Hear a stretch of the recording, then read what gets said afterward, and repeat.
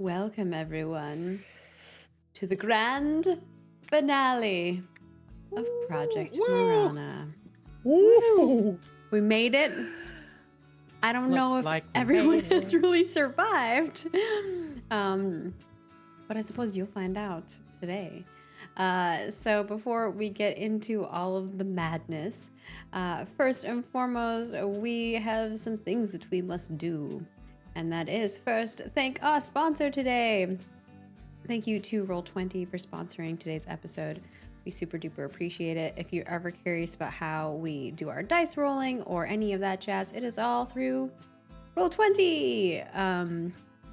It is a great platform if you're trying to find a way to play with your friends remotely. There's a lot of different ways that you can coordinate things together. It doesn't always have to be card game or board game. Wow.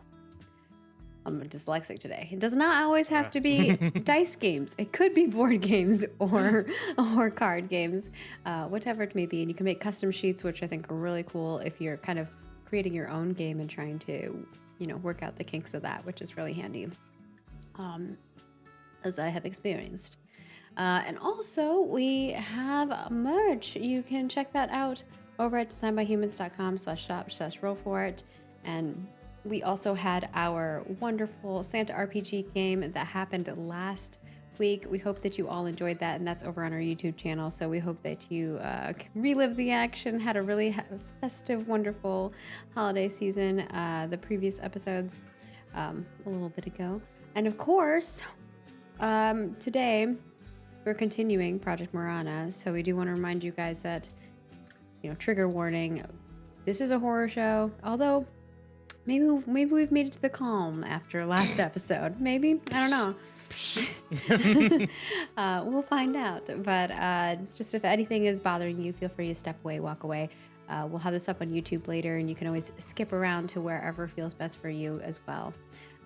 And we also want to thank our supporter. Thank you, Jackson Decay, for supporting today's episode. And if you would like to become a supporter just like Jackson Decay, you can head on over to our Patreon and become a legend here and above. And not only does that give you access to supporting an episode, it also lets you play in a private GM'd game by one of our wonderful GMs. I think Char's been GMing for us recently, which has been really fun. And soon there will be other people, so, stay tuned. We also have a lot of other, with Project Morana ending, we may have some other stuff happening. We can't announce that today, but normally we take a holiday break during the holiday season.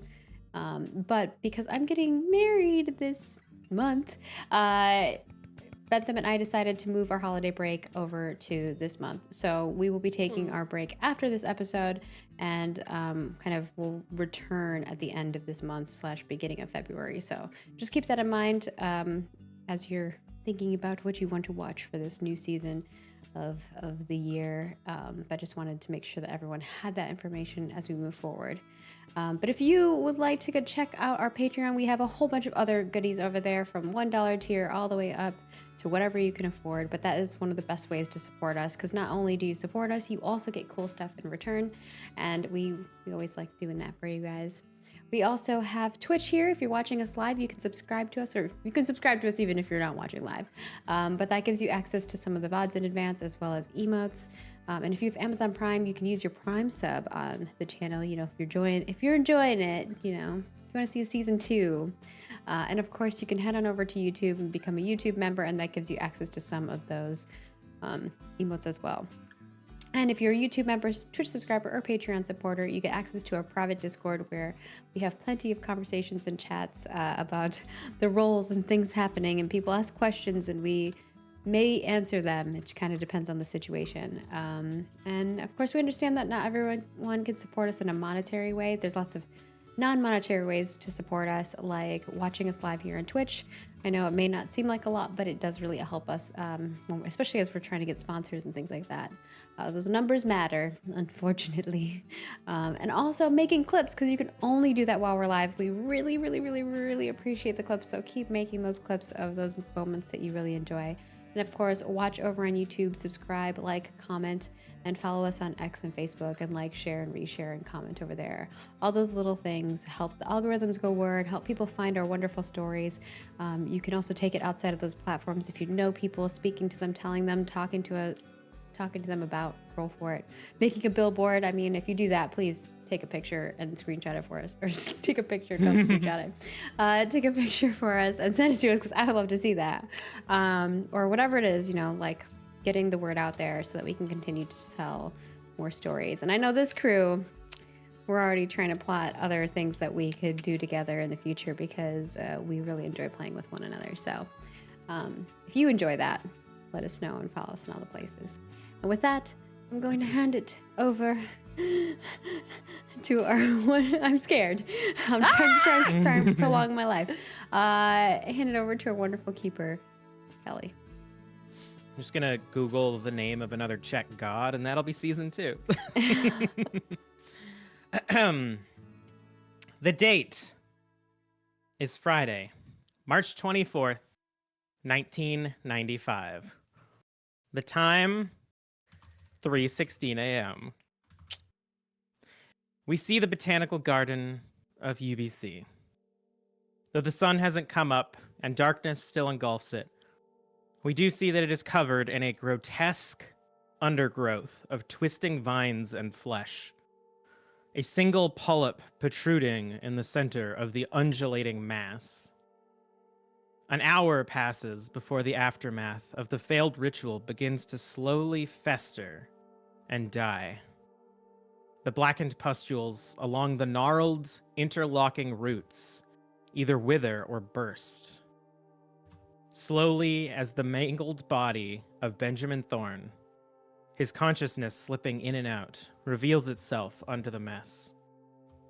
Threads of plant matter and mutant sinew have weaved their way through the pink mass of tissue that quivers a bit as it becomes exposed to the morning chill. One hand continues to grasp a vine that has wrapped itself around an invisible force protecting Laura Flowers. His fingers imperceptibly flex as they attempt to grab her. Another hour passes before the manifestation of his parents' bodies can be seen under the retracting vines, which are now weaving themselves back into their smushed skulls. Ben wills himself to believe that they are just a figment of sleep paralysis, and that he is still at home, warm in bed with the woman only inches away from him. Another hour passes, and Ben has willed the corpses to fade back into the gray matter of his mind. But he still can't move. What energy he has is fueling him to stay alive, hoping that somehow this will all reverse itself. His friends, unsupported now by the plants, catatonic from the ordeal, are sprawled in front of him. His eyes roll, straining to look at Laura's face. Another hour before the first sign of help. A figure slowly approaches the scene, walking in with the sun at her back. Matilda Hamilton stands over what remains of her nephew. She looks on with an expression of concern, but not surprise. As she watches the cancerous dark green masses pull themselves further into his body, his skin tight and drained of color, she knows that he is brushed up against the entity that lives within Lake Morana. He has been fed upon by the goddess Morana, and his body has been touched by her bounty. She looks at his friends. Contempt fills her heart as she stares at their protected bodies. For a moment, she considers pulling out the weeds from this world, stomping out their lives. But she considers the options. She pulls Ben's body into his truck. She removes the evidence of him ever being there. She makes sure that when his friends wake up, they might forget what has happened. And she hopes that they will live their dreadful lives, only to find their way into the loving embrace of Morana. Nate. The sun pierces through the blinds of your dorm room midday already, when you find yourself curled in a ball in the corner, not remembering how you got there, shivering still from some unknown plague upon your mind. When you finally come to, the only thing that you notice is the painting ripped in two and the hockey bag that sits on your bed. Your mind covers the memory of that night with a thick scar tissue. Inaccessible, but just enough to leave a lasting fear. What do you do as you come to? So I know I don't have any memory of what happened that night. Um what well, do I have any sort of feeling towards the situation? And I'm assuming that I also don't really remember what was supposed to have happened. I imagine like everything kind of concerning that is kind of gone.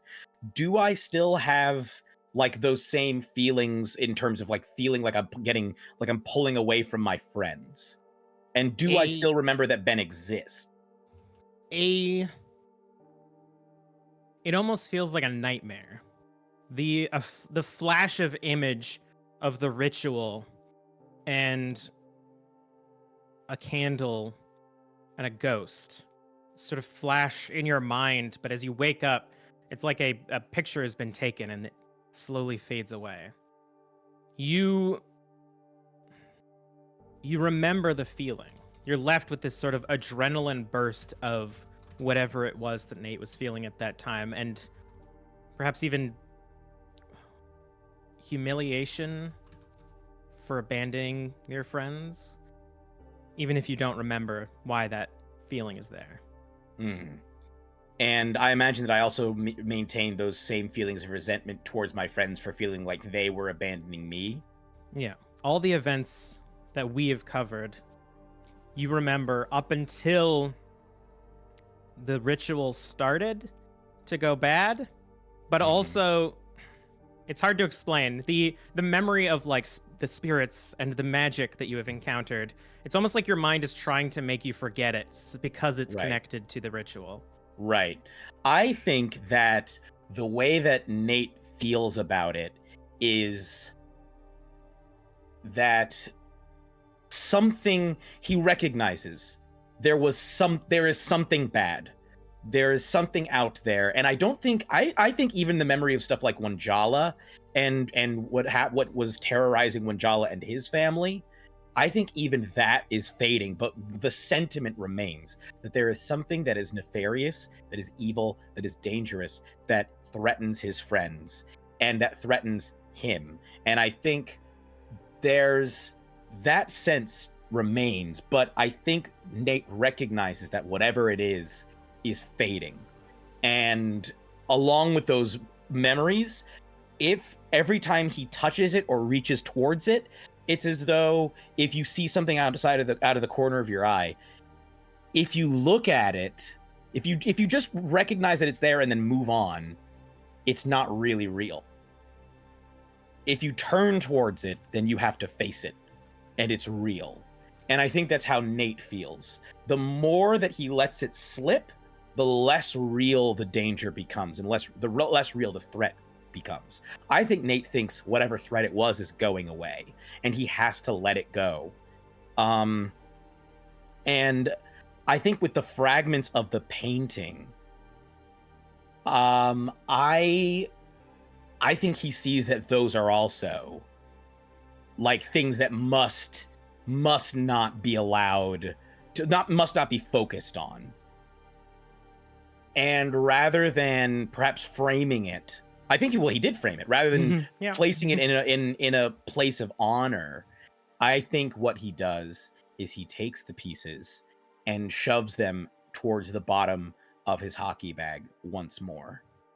And that, as he does that, as he puts those pieces of that painting, I think that's all of the feelings connected to all of this. His memories of the event, his memory of his failures before the event and during the event, both moral in choosing not to destroy the painting, and then spiritual in being unable to destroy the painting, as well as his failing in terms of abandoning his friends and fleeing. I think those are put into the bag as well. And I think his feelings of abandonment and resentment, and the sense of responsibility and that he felt towards his friends, that is now that responsibility, I think that is put into the bag. I think his fears and his sorrows and even his joy, and I think his sense of love and belonging with the rest of the group, he puts all of that into the bag, so to speak, along with those fragments. And I think from this day forward, that hockey bag carries a real weight.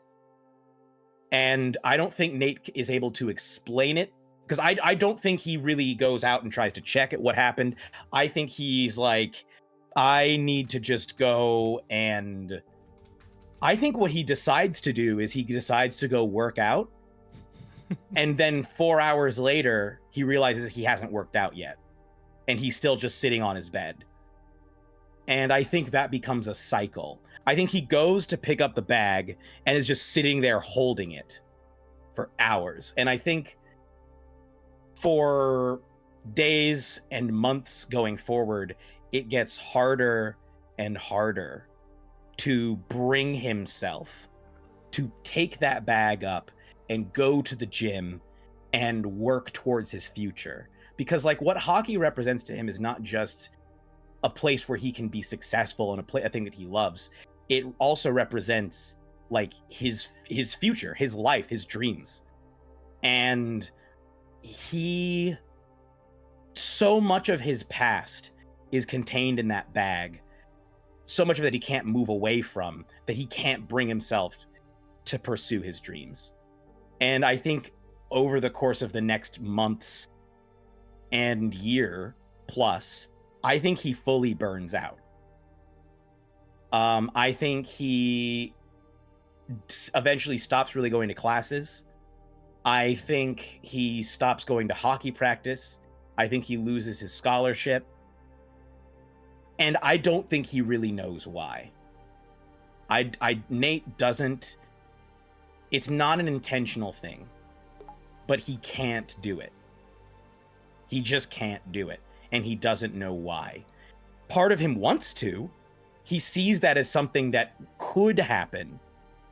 And he dreams of being in the NHL and being a success. But he's never able to bring himself to start actually pursuing it. And I think before he knows it, he finds himself back with his parents. And all of those dreams start to become shames. They don't represent things that he could have. They represent things that he failed to get for reasons that he doesn't understand. But for whatever reason, he doesn't have it in him. He just knows that he doesn't have it in him. And he feels fundamentally like a failure. And I think that over the course of the next years, over the course of the years, I think the closest he's able to come to it is by essentially sort of backing into coaching hockey. Like, I don't even think it's something he goes out for. I think it's like he runs into a teacher who's like, hey, why don't you come and, come teach, maybe not even teacher, maybe like he runs into like an old coach who's like, hey, why don't you come coach, the kids hockey league? And every time, because Nate has a great mind for hockey, I think every time he starts to have that success, it starts to, like, that bag starts to weigh on him. And I mean, we've established he keeps that bag into the 2020s. He brought it to Lake Morana with him. I think that starts to weigh on him every time he starts to see real success. And it starts to be like, oh, you're not just coaching some podunk little hockey team. It could be like, oh, wow, maybe you should start coaching like really competitive, like ranked hockey teams. I think every time that happens, that same block comes up, and I think also he starts to have a serious sense of a fear of failure, that like even if he tries to do it, he knows he's going to fail, and it's easier not to try than it is to go after it and fail for reasons that he can't understand and cannot change. And I think he drifts his way to his job that we see him in 2022, 2023. I don't think that Nate lives past 1995. I think he survives. I think he loses a sense of control over his life and is bound by his past failures and by his lost relationships and dreams and by his hurts. And it's almost as if he just survives until 2023. And I think I think as part of that, that's partly why he never really connects with his friends anymore. I think when he does reminisce on that time, it's often too painful because it just represents things that he can't have. And it never goes away, but just like the fear of looking at that supernatural element and seeing if it becomes too real, looking at his failures makes them too real, too substantial. And Nate drifts away. Matilda Hamilton spends the first year of Ben's recovery using the money that her fiance was given. They purchase the apartment complex that Andy, Marie, Laura, and once Ben lived in, never revealing themselves. But she uses that connection to them to keep an eye on them as much as possible. She improves the place, making it someplace that a couple and a child would want to live in. Hires a groundskeeper that is pleasant and warm, creating an almost old world hospitality feeling.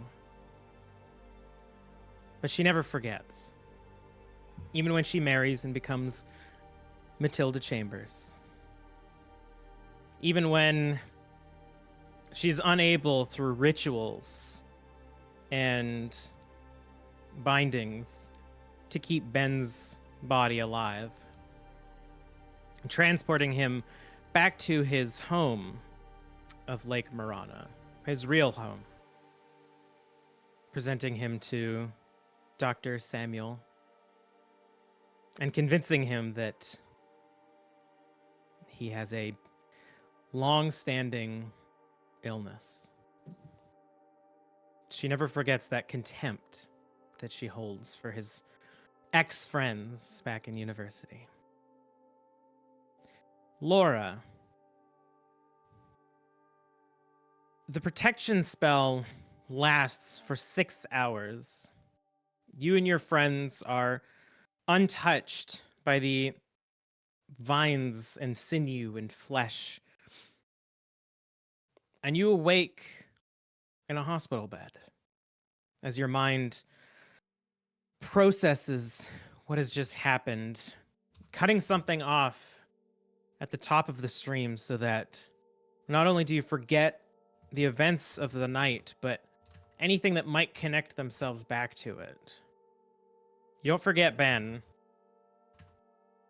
but your mind forces you to forget what he had you do and had you learn. And it creates, again, a thick layer of scar tissue. The doctors convince you all that probably overdose, maybe too much drinking. All of your friends partying in the botanical garden needed to be brought to the hospital for recovery. You remember a fear, and you know that that's not the case. but little else. What do you do? Do I know where Ben has gone, or do I have any inkling of what, like that memory of Ben, like my last feeling of him? Roll me a sanity. Oh, This won't be loss. This won't make you lose sanity. This will just determine how much of your brain allows you to remember. Okay. 87 versus 30.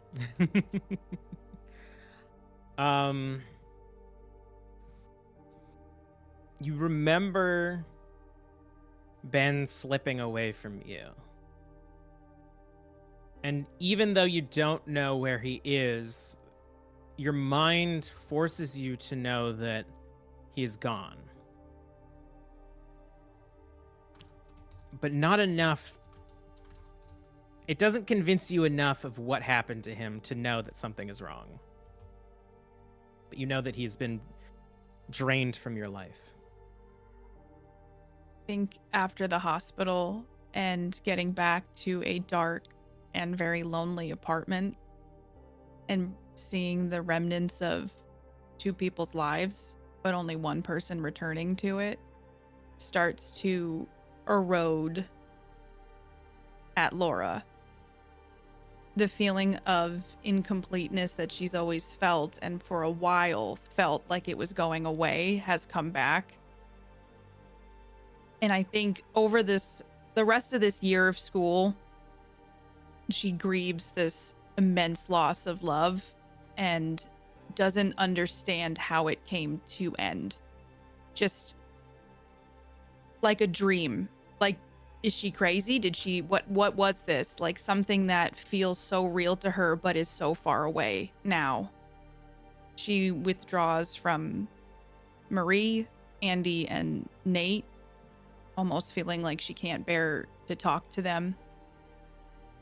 And she plays out this last semester because she's like, well, maybe something will change. Maybe Ben will come back. Maybe something will happen. And just that realization as each day passes, each hour, nothing changes. And this haunting memory that doesn't quite make sense to her is just lingering behind her this entire time. One day, maybe Marie sees as she's leaving the apartment complex that someone else is moving in to that apartment. And Laura will have transferred to a school that probably the name doesn't really matter because she doesn't care. She just wanted to get away to a college outside of Seattle. And she finished her business degree and her music degree, but just kind of floated through it. Just trying so hard to grasp at anything that would give her a purpose, but just this empty feeling that never went away. And then she just floated to the next thing. She started interning at a record label she always wanted to, which should have been a joyful and exciting thing for her, but just felt lame and menial and unfulfilling. And then started to just throw herself into more and more work because it was the one thing that made her feel, at least for a little bit, okay. And she would do anything that she could to make a name for herself because she didn't know why, but she just didn't want to be forgotten, even if it was something small that people could remember her by. And you just watch somebody kind of sitting in the same place in Seattle, like in a coffee shop, and everything changing around her. There's just chaos, but she just sits still because her life is evolving and moving, but she's just still in the same place. She meets Storm, but is too afraid of letting somebody else come back into her life in that way. She's not really sure why, but she feels like she needs to keep Storm at arm's distance. She pulls away from her family, which probably wasn't healthy for her anyway, but this whole event where she thought she found a family of people who loved her for her and made her feel included. She found somebody who loved her the same way that she loved him, and they're just gone. So she rebuilds a life where she is the only person standing in it. And over time, she stops talking to her family each year, less and less talking to them till the point where they don't even communicate anymore. And it's just work. It's just literally going to concerts, going out, doing social events, trying to find new artists for her label, but just feeling like nothing ever fulfills that hole that is in her heart. And late at night, she sits when these nightmares come that she doesn't really fully understand. And she gets on her phone and she goes on Facebook. She goes on LinkedIn and she tries to look up Marie and Nate and Andy and Ben, and just watches from afar these people that she still loves so deeply, but can't understand why so much got ruined so quickly. And always this lingering feeling of loss, of being unable to let go of Ben. And it's held her back her entire life because she knows something horrible happened, but she can't really put her finger on why, but she feels like she's the villain in the story and that she deserves everything bad. Which is why she never told Storm, I love you, in the ways that she wanted to. And it brings her all the way up to 2023, where she's essentially just floating like a ghost in her own life, hoping that maybe someday someone will make her real.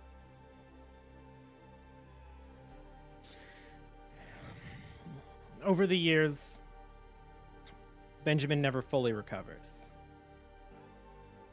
Chronic pain, low immune system, and PTSD that he can barely explain himself are the least of his worries throughout his days. But slowly, every day, he gets a bit better. He gets a bit stronger.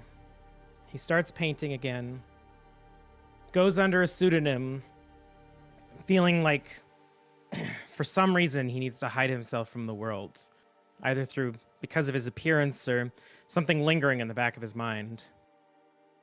His aunt continues to take care of him, even when her husband prevents her from seeing him as often. But there's someone else in town. He finds another woman, someone who isn't appreciated by her husband, and despite being in a marriage and having a child, she seeks the comfort of somebody a little softer. And the two of them fall in love and have Liam. Marie and Andy. You wake up in the hospital as well, but you have been separated. Marie is in the OB ward because she needs special attention to make sure that nothing bad has happened.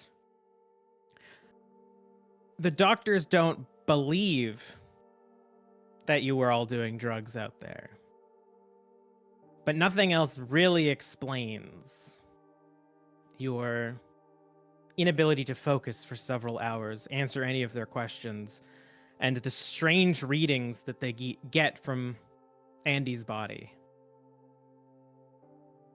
But over time, after a few hours, late into the evening, your minds begin to piece themselves together, like a broken piece of pottery, only it's not gold. It's a lingering darkness in your minds, hiding the truth, keeping you from piecing together exactly what happened that night in the hopes that your mind will protect you from the truth. But you're both put together in the same room so that you can keep an eye on each other. What do you each do? Marie is not well at all.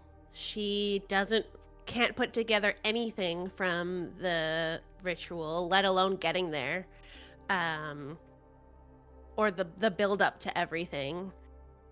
She feels very isolated, despite Andy being with her, and like a shell of herself. But she does have this lingering feeling of resentment that she was forced into this situation, that she could have done more to help people if she had all the information, but she was kept in the dark for so long from the people that she trusted the most that she recoils in on herself and focuses on her love and her baby. Two things that she still holds. While she doesn't have the memory of the ritual and the events that happened, she knows that she was so close to losing them, and that impacted her significantly. Like, she's like talons grasping at her baby, grasping at Andy, and holding them as close as she can, and shoving everybody else away from her immediately after this event. Yeah, I think that Andy is not even concerned about himself in any way, shape, or form, and is solely focused on worrying about Marie and if her and the baby are okay. And I think that, you know, he's been brought up in a family that is very religious and conservative, and I think he does pray that Marie will make it through and that the baby will be safe and that everything's going to be okay. And I think in this prayer, Andy says that he'll give up hockey, that he'll focus on just making a better life for them, and that, you know, he'll do what's right. And as the year goes on, you know, she gives birth. Scarlett is healthy and fine, thank goodness, as far as we know. And I focus on the only thing I have now. I don't have other relationships. I just have this family, and I just have my goal of work, of being a writer, of somehow pulling through. And I think Marie does the opposite of what Nate does and just throws herself into her work completely. And this persona that is now present in their lives sort of begins to creep in as she needs to develop this thick skin to criticism and to judgment as she finishes school and builds up her writing skills. And after graduating, she's able to become a stay-at-home mom while Andy is working, and that gives her the time to be with Scarlett and to write and she puts little pieces of herself in every story that she publishes. She begins writing short stories that do get published in magazines and newspapers. And eventually, I think when then Scarlett was probably about 5, she publishes her first book, which becomes the start of her most successful series, Whispers in the Dark. And Andy is supportive of every little bit as Marie is focusing on this. And on his end is just working nonstop. After graduating school gets into a great program and is able to like work his way up in the hospital to get quite a bit of recognition in regards to what he does. And I think he feels this sense of like never being able to save enough people. Like there's some kind of core part of him that just feels like there's something he didn't do, and he's not sure why, and so he just always puts pressure on himself, like I can save another person, I can do this. And like anytime a life is lost, it like, and he comes home and is just a mess. And I think Marie will notice those moments.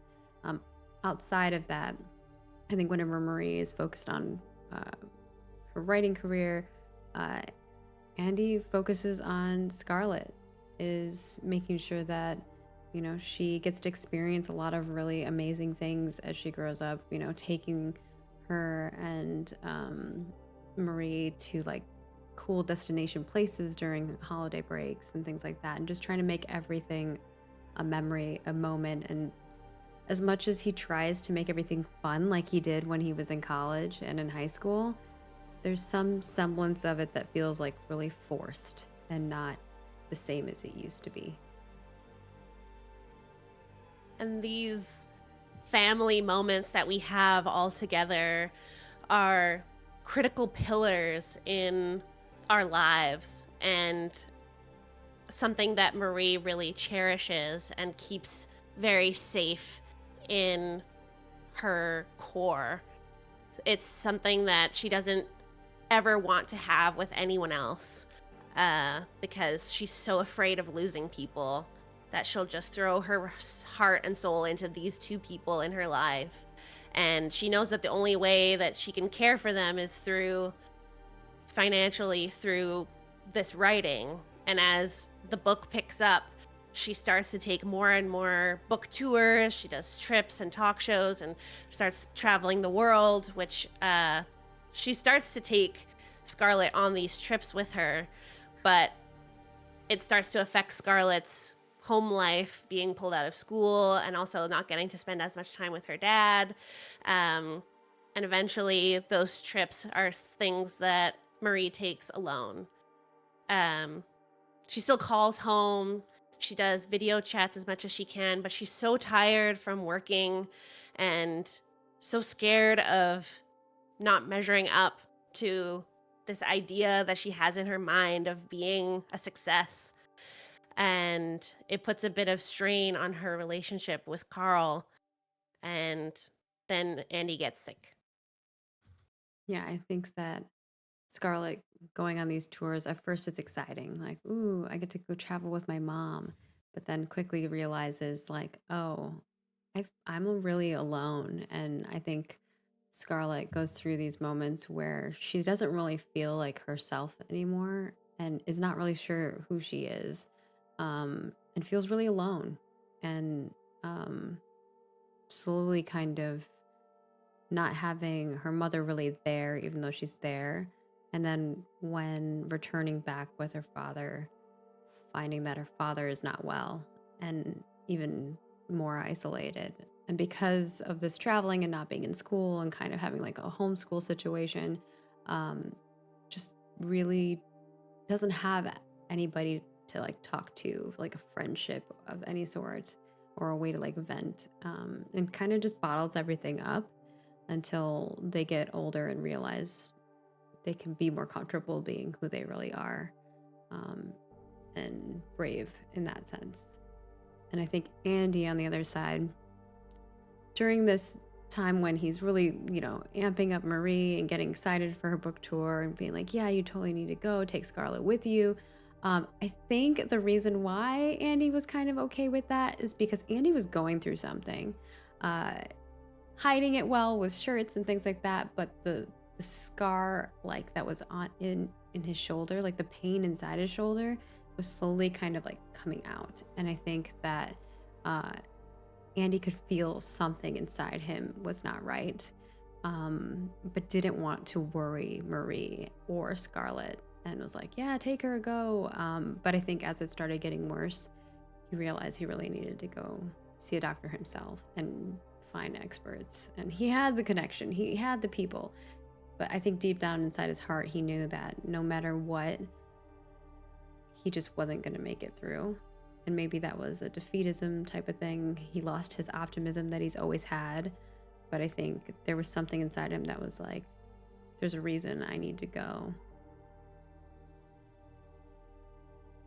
And Marie, once he gets sick enough that he can't hide it from her and from their kid anymore, she drops everything. The 7th book that was published doesn't seem to do as well because she doesn't go on those tours. She doesn't do the interviews. She stays at home. She goes to every hospital visit. She pours her heart and soul into making sure that Andy stays as positive as he can in this terrible situation. And she feels like she can't be in the room with her kid at the same time as she used to be. And that's the moment that there's like one day where this distance was so small and it suddenly feels insurmountable. And when Andy passes away, that's the final straw. That's the moment of the full persona taking over so that this shell of Marie can continue living life without the love of her life. And she realizes that she has to make amends with her kid that she wasn't really there for, and is the only person that she has left in her life. I think Andy tries to outwardly be as positive as possible. Like, seems optimistic. Seems like he's always doing well up into the last moments. And I think he just leaves both Scarlett and Marie with as much love as he can as his like last words to them and what he can last give to them. And parting with Scarlett gives Scarlett the watch that was given to him when he was a little boy from his grandfather and his father.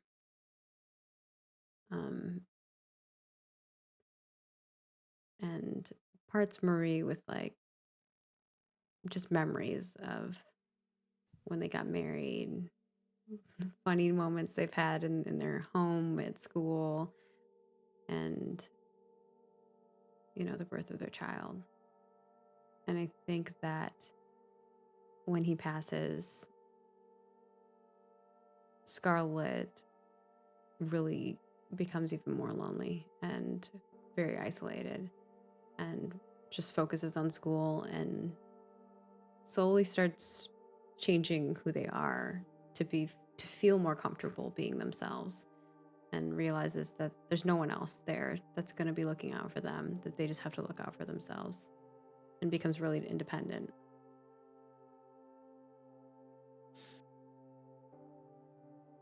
Mayrina and Ben have a isolated romance. The two of them finding each other late at night while Mayrina's husband is occupied with police duties. They reminisce about their life before, Mayrina often talking about who she was before coming to Lake Morana.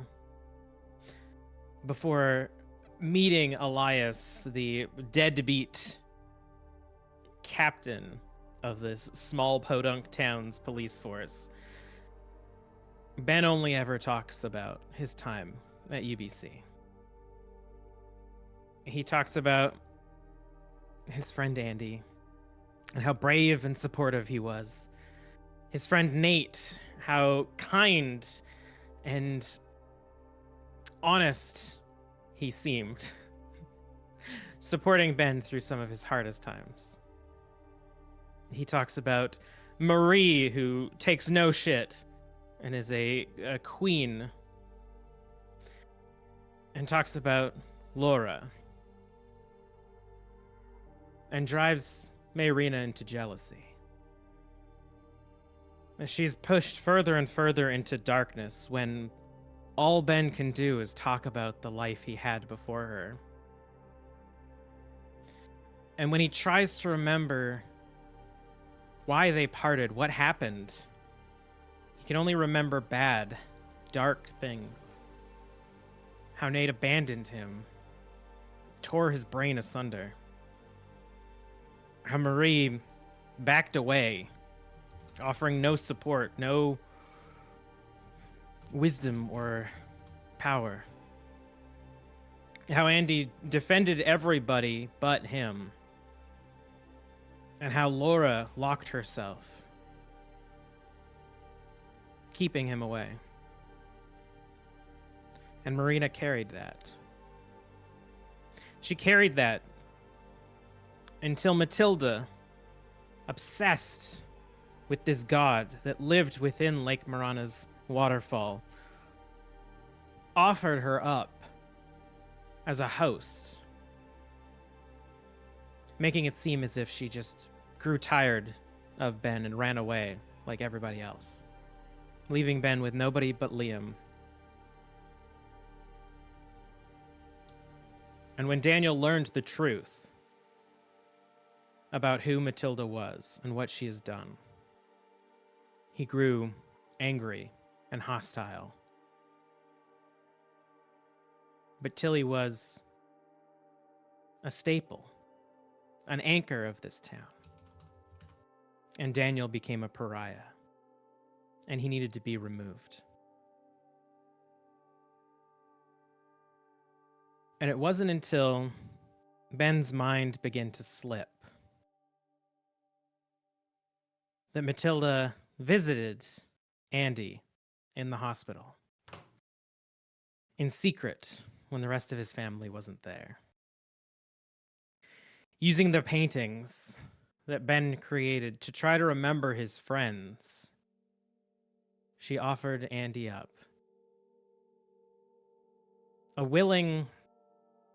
Not a willing host, a weakened host, his mind unable to fight against the creeping vines of an angered host. As Marina willed the seed to sap Andy of all his power and damning him.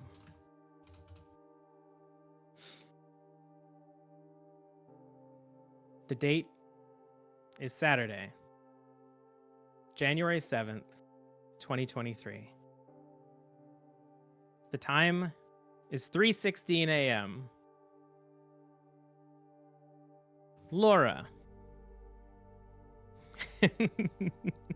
I'm scared. Oh, wait. Get it. No, you go. I'm just scared about what's about to happen. You are in pain as the heat of poor old Thomas Thompson's truck warms up your numbed body, and you realize where all the bruises and broken bones and blood and tightened tourniquet that has been on way too long are driving pain into your body. And Storm remains motionless in the passenger seat next to you. But you continue forward.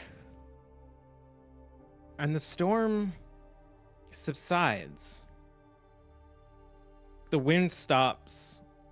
The snow is a trickle now, as small bits of snowflakes are slamming up against the front windshield.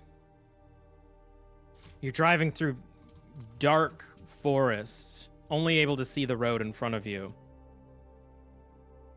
And it feels like it goes on forever. It feels like leaving Lake Morana takes forever. Until finally you see a faint light break through the leaves, disappear again, and appear once more as you see a gas station. I, as safely as possible, gun it as soon as I see that light. I gotta always preface it with this as safe as possible. I don't want to wreck the car again. But literally the whole drive, I'm talking to Storm, just filling Storm in on every single thing that's happened, in a hope that maybe I'll hear a response at some point. As I start to see this like light in the distance, I feel like my heart quicken, and I just feel like this urgency to get Storm there. And in that moment, can I feel like if Storm's getting warmer? Give me a first aid roll. I realized last episode I made you roll a medicine, but this is specifically a first aid roll. Okay. Oh, 31 versus 30. Can I spend the luck, please? You can, yeah. Okay. As you feel his body, the surface is definitely warming up. The skin is being blasted by the heater that you've turned up all the way. Give me a power roll. Okay. Oh, it's a 70 versus 55. You feel the faintest heartbeat. As soon as I feel that, like, my heart that was already racing, seeing that gas station just quickens even more, and I grab Storm's hand. Just say, stay with me. And I'm gunning it to this gas station. And as the truck enters the radius of this light, you feel this strange sense of protection, something that you haven't felt since entering Lake Morana. And this memory spikes itself into your brain of Ben crawling towards you as you stamp the ground. But you make it to the gas station. I imagine like it's like one of those flashes, like in the movies when someone has like a momentary like flash in their eyes and just this immense guilt and immense fear of that evening starts crawling, like as Ben's crawling towards me, crawls back into my mind, and this feeling of like I can't lose someone else I love to this Oh, go ahead. just to this magic that I don't understand. You see a tiny gas station. You had stopped here to fill up what feels like months ago, but it's only been a day or two. You see a dark car parked off to the side, and the familiar mountain of a woman just covered head to toe in puffy winter gear, standing through the window behind the counter. I tear into this parking lot and I pull as close to the door as possible. And if she's standing inside, she just sees like chaos of this car just peeling in, stopping short. I get out, a mess that I am, and I just start waving my arms at her and like limping towards the door. You see her walk around the counter up to the front door, and you see her lock it. As soon as she locks it, I grab the tire lock or the wheel lock from the back of the car, and I'm going to break the glass to this gas station, the door. Roll me a strength. Oh, jeez, I'm so weak. I thought you were strong. No, I'm strong, but I feel like I have 1 HP, so I feel weak. Oh, Yeah. okay. I was like, what? I thought Laura was gonna beat that thing. Not today, though. 97 Oh, versus dice 61. in a story. You pick up. Oh, huh? I was going to see if I could push it. No, this was unfortunately. You Okay. pick up the lock and you limp over, and as you do, you realize that you can't feel your leg with the tourniquet on it. Oh my god. That you've tightened enough. It's been on way too long now, and you're starting like blood hasn't been in there for a bit. So you basically limp over and drag your foot, and when you crash up against the glass, it bounces off. You see the glass like ripple in front of you as she reaches up and closes gates. I'm going to grab the tourniquet if I can and start pulling that off as I speak to this woman. I'm just going to start yelling, "Can you hear me? Can you please just listen to me for a second?" I'm trying to do the accent again. There's a 50-50 chance when I try to do a Canadian accent, a Southern accent will come out. Hey there. Okay. I know exactly where you've come from. I have somebody in here who has not been there, but they got in an accident and I need you to help them. I'm not opening this door. I love them with all my heart. Please, if you do anything, don't do. I will leave. I will go back. I need you to help him. What He are you was bringing coming back? What are you bringing back? I'm not bringing back anything. I'm trying to leave this hellhole, but this person came to help me, and I need you to help them. Give me a fast talk. Should have put more in fast talk. 84 versus 5. You see her just shake her head. Is there anything I can do to convince you, please? I need your help. She looks He needs your help. down the street. And she just points back towards Lake Morana. What the fuck?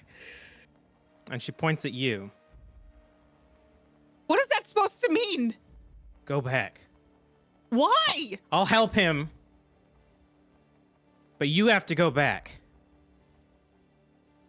Well, you have to give me some sort of fucking weapon if I'm going back. No. Can I go into the car really quick and see, is there a gun in there? Give me a spot hidden, looking around. Because if this doesn't work, I have something else I'd like to do. Oh my god! Oh my god, 94 versus 25. It's terrible rolls. It's not going well for you. The truck is snow covered on the outside. And there's junk in the back. It just seems that this man throws whatever. You see some coffee cups and stuff in there and some garbage and whatnot, and can't find a gun. I'm gonna hobble back over to the door. What are you gonna do for him? How do I know you're gonna actually help him? She kind of looks over. Well, if you say that he hasn't been into Lake Morana, I'm just gonna talk normal because it is just southern. If you say he hasn't been in that town, there might be a chance for him. But anybody who's been in there, there's nothing left of them. There's nothing left of you. Can I do a roll on this person to see if they're trustworthy, if they're just fearful conspiracy theorists, or if they're like genuinely trustworthy? Give a psychology. My rolls have been so bad. 75 versus 60. Do you have 15 luck? I have 13 luck. Oh. It's hard to tell. If she's afraid, she's hiding it very well, but she's very stern, and she's giving you very clear instructions and doesn't seem to be backing down. How do I know you're not like one of them? This whole fucking cult town, how do I know that you're not just in cahoots with all this shit? I tried to tell you not to go. Yeah, you could still be a part of it, though. You could just try to be, I'm doing a good Samaritan thing. At least I could sleep at night, but you could just be as equally a part of this. Where do you live? Do you live here? Do you live in town? That's none of your concern. If you don't trust me, then you can stay, and the two of you can die together.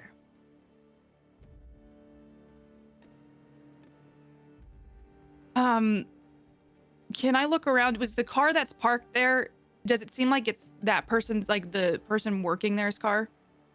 Probably. It's just a kind of oldish, well-used car. Can I go to that car really quick and try to open any of the doors? Go ahead and, well, all the doors, as you rush up and start opening them, again, sort of limping on your hobbled leg, do you notice that the doors are locked? Can I, like, I know there's snow and stuff. Can I, like, wipe some of the snow and, like, peek inside and see if there's, like, a license or anything in there? Spot hidden. Oh, my God. 65. Fucking Wow. God. So many A fails. sea of red. It's too dark. The only light that seems to be working right now is the one in the cover over the gas station, over the gas itself, and it is flickering occasionally. It's sort of parked off to the side, and there's no light on this side.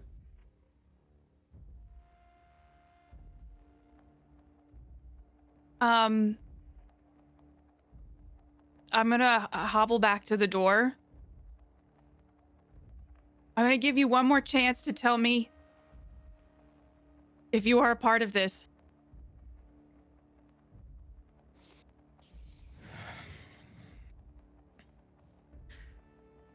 Nobody from my family has been in that town for thousands of years.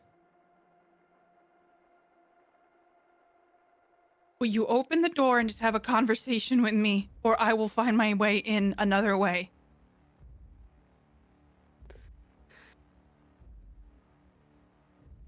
I just have to wait you out. Well, that's not going to work. And then I'm going to I'm going to make my way back to the car, and I'm going to start the car up, and I'm going to back it up, and I'm going to flicker the lights at this person and rev the engine. Oh my god. Roll an intimidation. Oh my god. I got a 15 this. I don't, Laura's just doing all the things. 85 versus 15. I haven't had one success.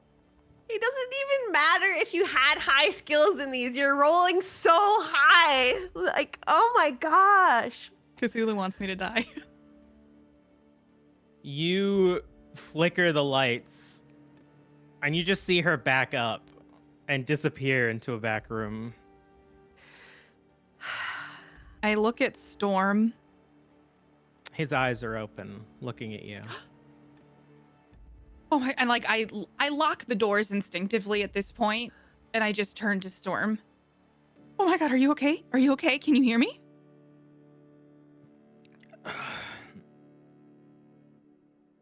What happened? You came to a terrible place to try to help me, and you got into a really bad car accident, but I got you out, and I'm trying to get you someplace where we could get you better. And there's just not a lot of options. Roll me a power.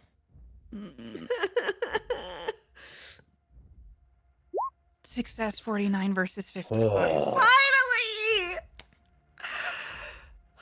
You look at him, and in a flash, you realize that he's still unconscious, and his eyes are closed. You don't know what you saw. Storm?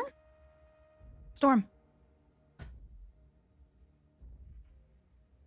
I look at this gas station because I know Laura didn't actually I don't think she interacted with the person here when she came through. Yeah.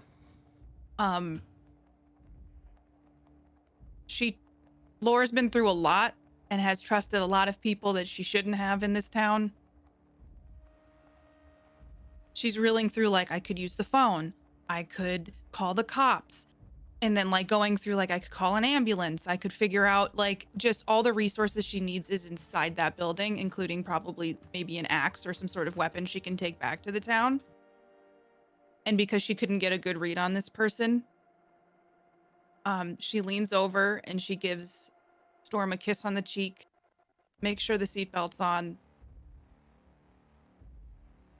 and is going to accelerate towards the door.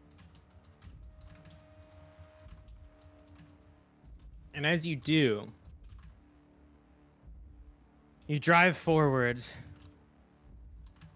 and slam into the side of this gas station. The gate crumbles underneath the truck, and you slam through the glass as a piece of the wall juts through your windshield and pierces between the two of you. You crash all the way into the back, slamming into snacks and a cash register that goes flying with coins. And we just see the truck stuck in the side of the gas station as red and blue flashing lights illuminate it.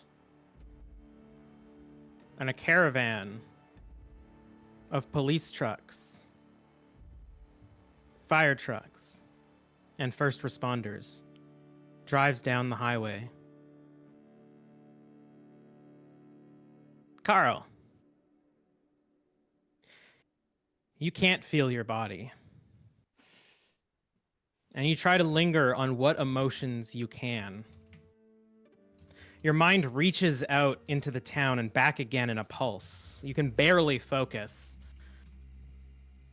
You can feel the essence of all the people in the seed's domain, but also the potential fuel of their empty vessels. Who in the town, living or dead, do you focus on?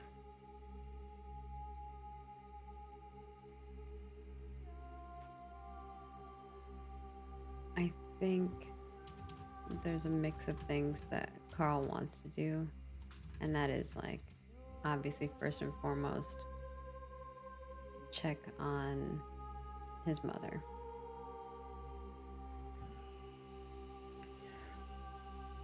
You reach out, pushing past the obvious fuel that are the 3 dead bodies in front of you, through the essence of Tilly, and out into the town.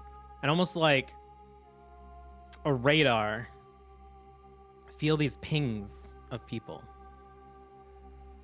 Give me a power. Ooh. 70 out of 60. So close. Any luck? Dear. It's 10 luck, right? Mm-hmm. Yeah, it's up to you. I wonder if I'm gonna need it. But you know what?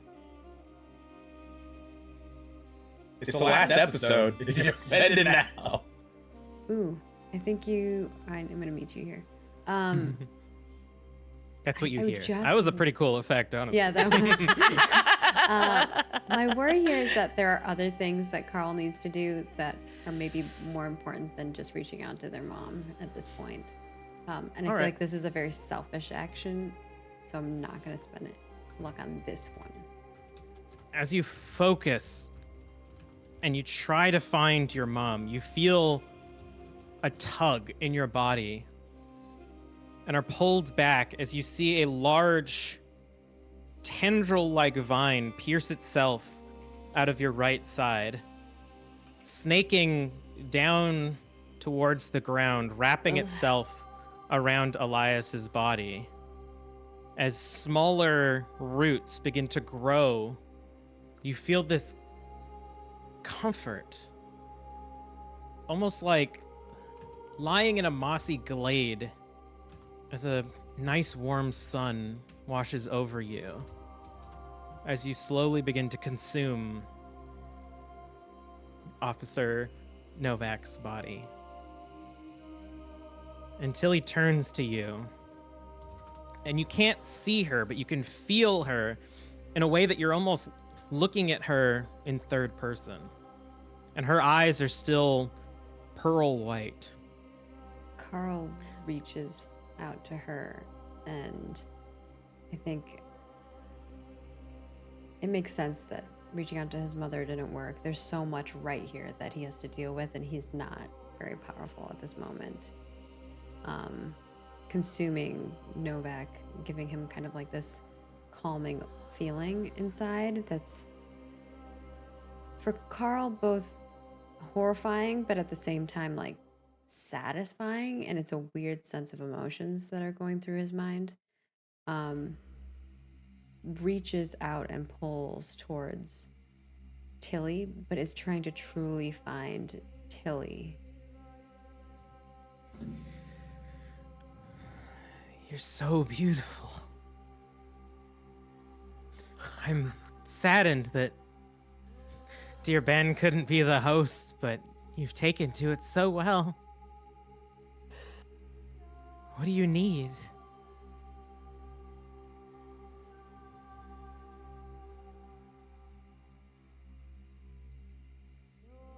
Who are you? Truly. And as you speak, you realize you aren't speaking through your mouth. Instead, you are grasping onto her and speaking directly into her. I'm just a disciple. A disciple of yours now. Is that all? Well, I don't want to take credit for everything, but you're only here because of me, so maybe I'm like your mother. Did you want this for them? I wanted this for Ben. He deserved some sort of retribution.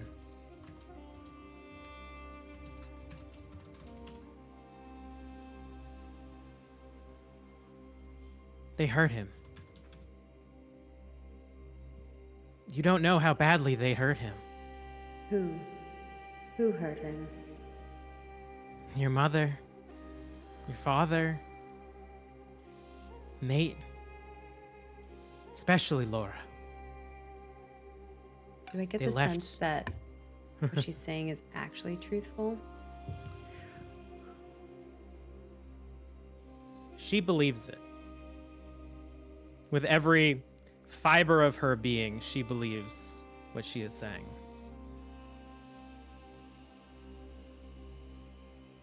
I understand that is what you believe inside your heart. But what if it wasn't that way? What if they were all helping? Would that change? Would you make different decisions? The past doesn't matter. What is, what was, is and was.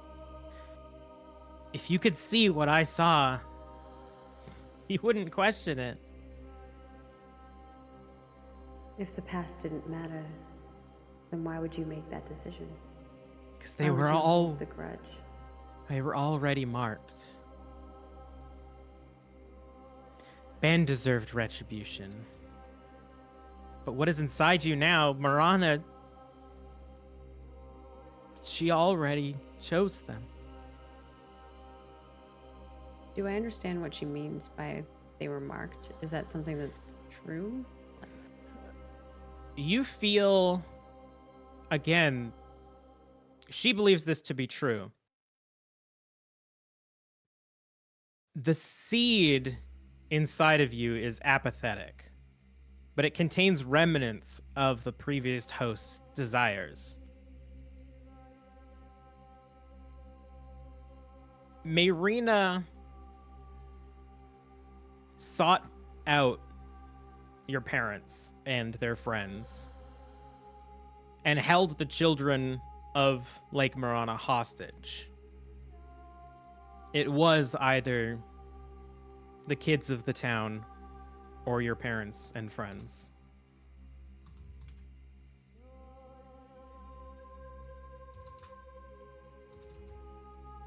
I free them of their marks.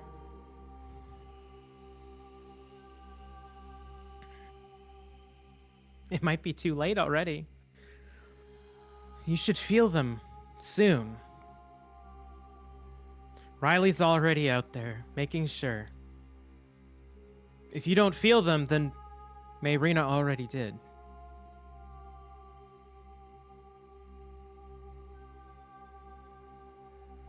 Can you feel them? Can I feel them? Give me another power.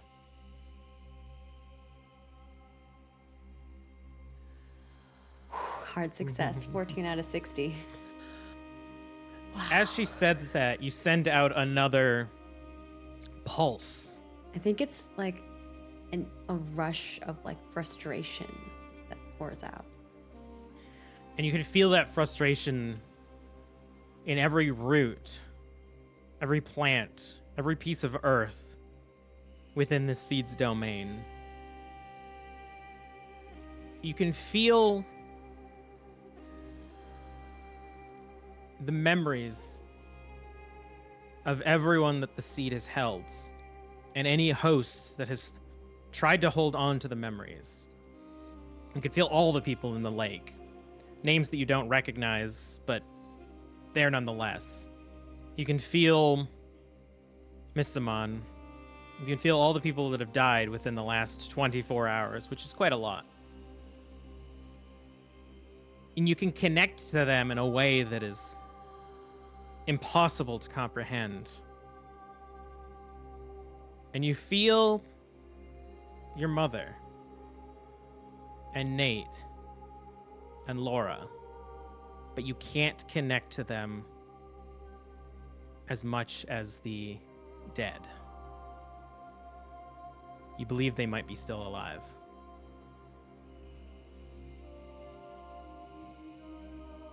I think Carl's soul smiles, if that is a thing.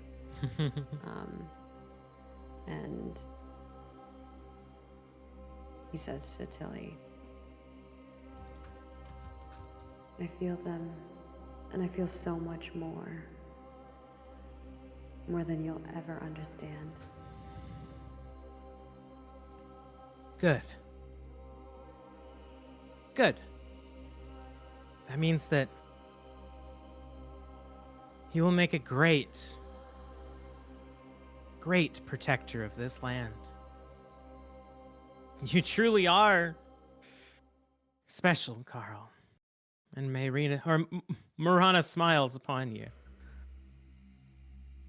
No, What is it that you want to do now? it weeps. I feel those that shouldn't be here. Well, those are our offerings to you. Their memories live on because we knew that you wanted them. I don't want them. But I feel those before me wanted them.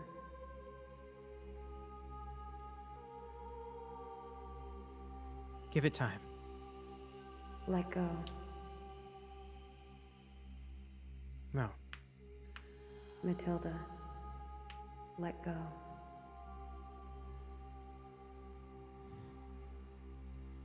Give me a power.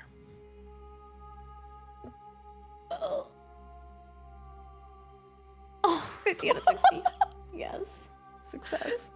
Katie is like, where the fuck were these rolls? I'm like, Should have ate the seed. Listen, Laura had a chance to come here. I know. I really screwed that up, didn't I? You were the closest to here.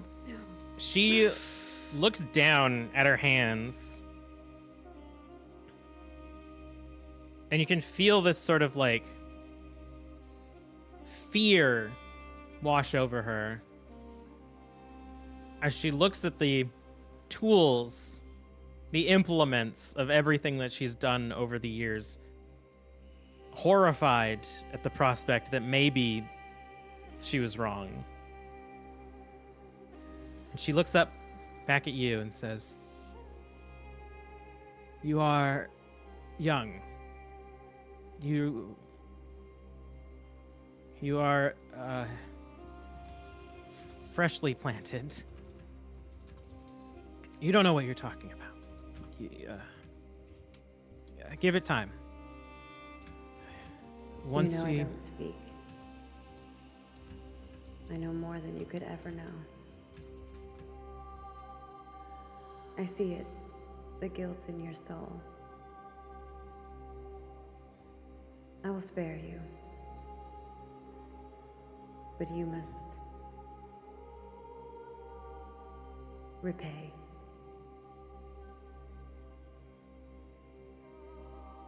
How exactly?" Live. Be generous.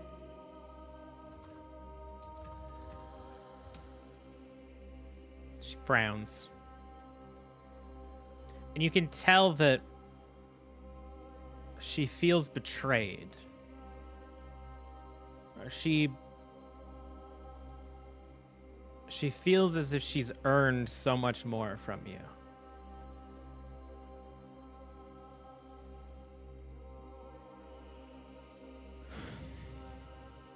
Fine. If that's what you want. I'll go.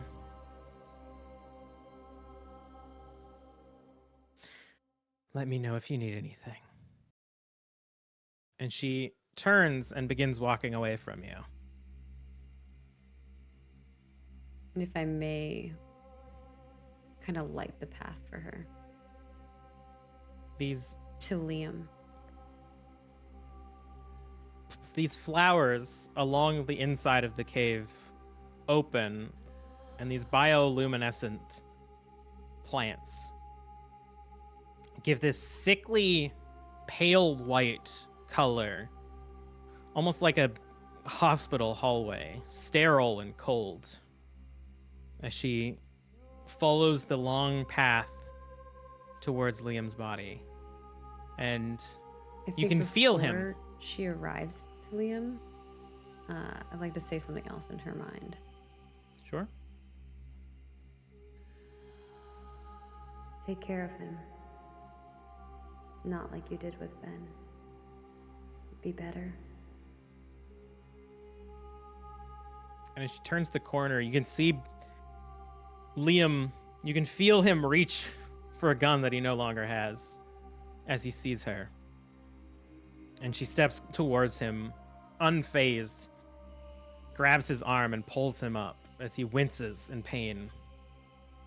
And you can feel him struggle against her, even as she begins to forcefully drag him out of the tunnel, trying to be as matronly as possible.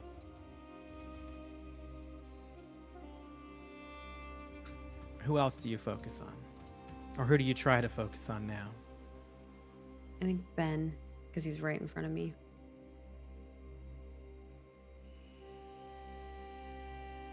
You feel this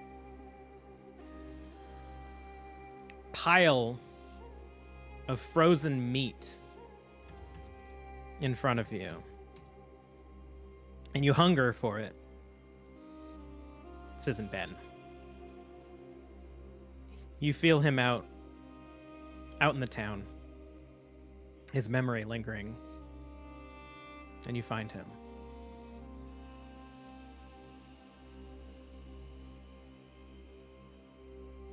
So, I didn't see this coming. Neither did I. Fuck.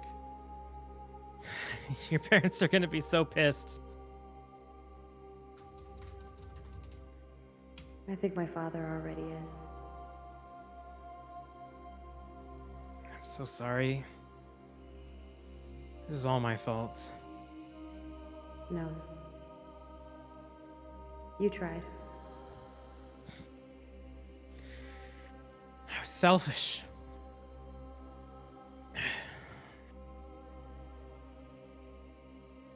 So, you know, we're not really here, right? I do. All right. I swear I tried to remember everyone. If I got in there, if she put that thing in me, I was gonna make them the best damn version of them that they could be. But would they really be them? It was the best I could offer. For you? Probably. But what about them?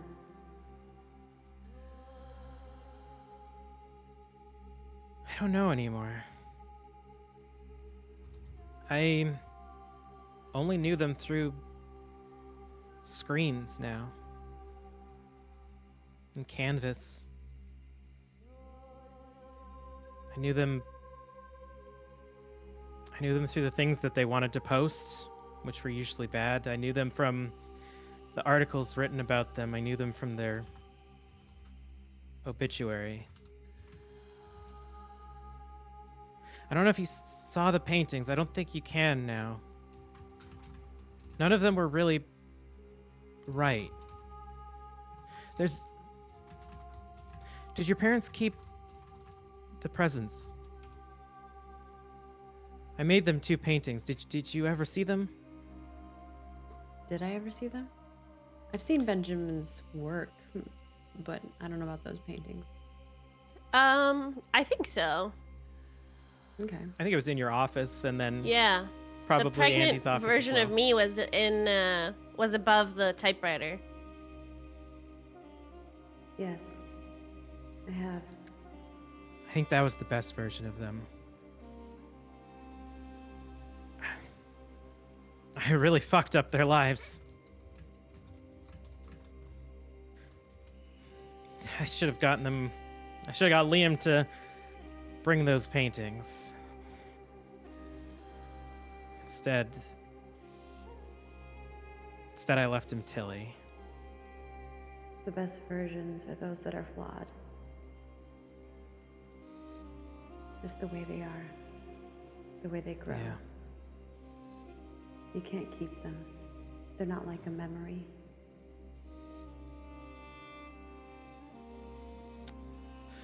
So what about me? You don't belong here. I'd like to stay. Why?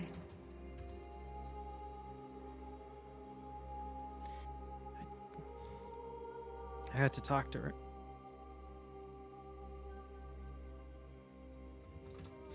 I don't know if what I am is what I was. I don't know if Laura was just looking at a painting of me and talking, but I know whatever I am now is happy. And I got to see her again.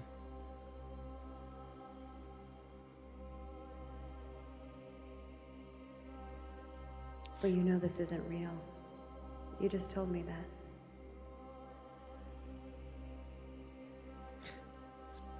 Great lie. Tell her goodbye. Get your closure. Give her closure. Can you feel her think- still? Carl feels out for Laura and pushes Ben to her. Give me a power. Oh gosh, I'm sorry, Laura. This doesn't happen. 58-60. Oh my goodness. As The you dice push, telling a story. you feel Laura. And she creeps just out of your domain. But you push further. And almost unknowingly, you can feel the edges creeping forward. You begin to feel more roots, more streams. You begin to feel more of the concrete scar across your surface until you feel a putrid, vile liquor or liquid and a warmth of neon corruption and a sickening, gnarled metallic mess. And you feel two people dying as the hunk of mass that make up Laura slips away.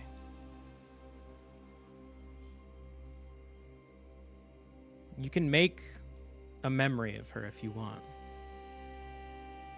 And the person sitting next to her.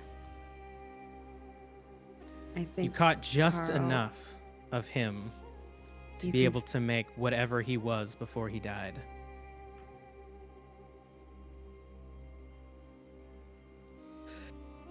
Carl, simultaneous while reaching out of their domain, basically, I think consumes Marina to give himself the energy needed to help create one final memory of Laura so Ben and Laura can say their goodbyes. And if possible, Storm. But not simultaneously, like, because that would be weird. Yeah, you don't want to make an Giving- awkward yeah. situation. Giving Laura a moment with Ben, and then giving her a moment with Storm.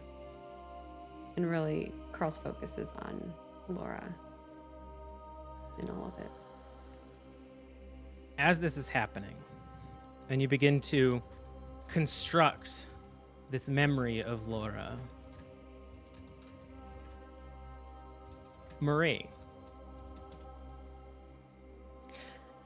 lying at the base of the steps, covered in blood, barely able to keep yourself conscious. You feel this strange connection to the land. You feel weirdly comforted. A feeling of walking into your home for the first time after a long trip. And it unnerves you. I feel this comfort. And I feel like it's a betrayal. If I give in to the comfort, I give in to death. And I'm going to fight against everything I have to not succumb to that, because I have to save my kid and I have to get to the waterfall. And I want to know if I can try and heal, if it's been enough time that I can see if I can gain a hit point. And it's okay if not, but I just wanted to ask. Roll a Constitution. A regular Constitution? Yeah. You're home.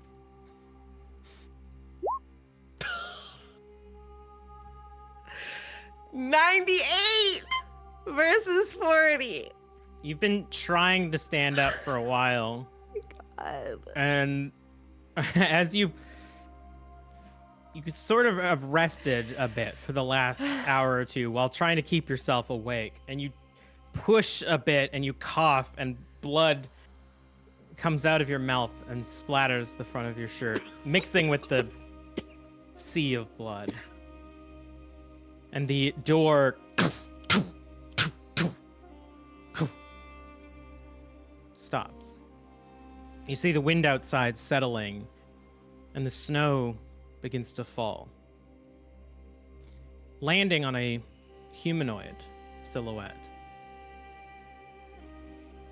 You see, standing just outside the threshold of the door, a weakened, emaciated, naked man. You see Andy, depicted in his last moments. Andy, can you hear me? He steps forward, his head sort of lolling a bit as he does. And he gets right up to the door, and the light illuminates him. And you see the monster that has been hunting you standing there still now.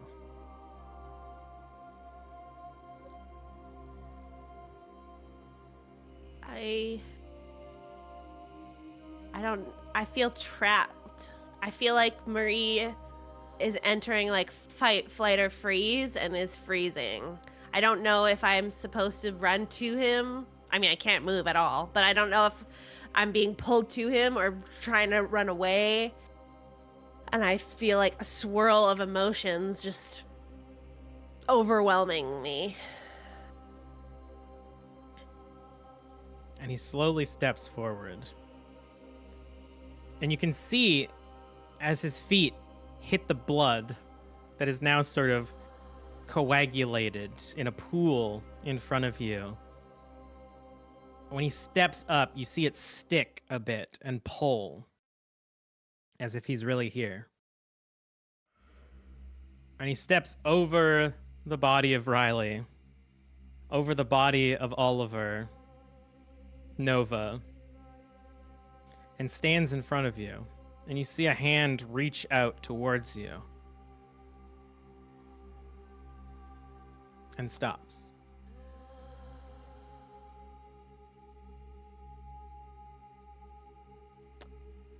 I'm gonna look back and see if I can see, what do I see Nate doing in this moment? You see the steps are now covered in a trail of blood down the center, most of which has been smeared and pushed off to the side of Nate moving up and down. And you see Dr. Samuel at the top, fully slumped over. But you don't see Nate. Can I feel my body right now?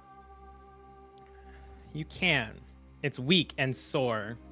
And there's a very sharp, but not piercing heartbeat in the back of your head.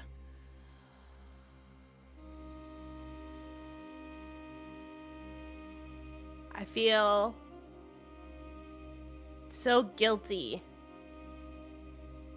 abandoning my friend. But Marie is a shell of herself in every sense of the word. And I'm going to reach out to my husband.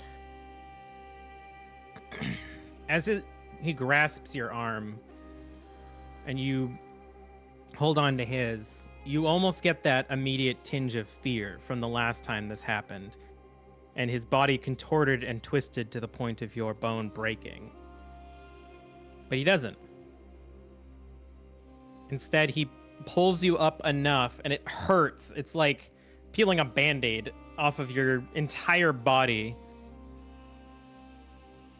And when I say, help me.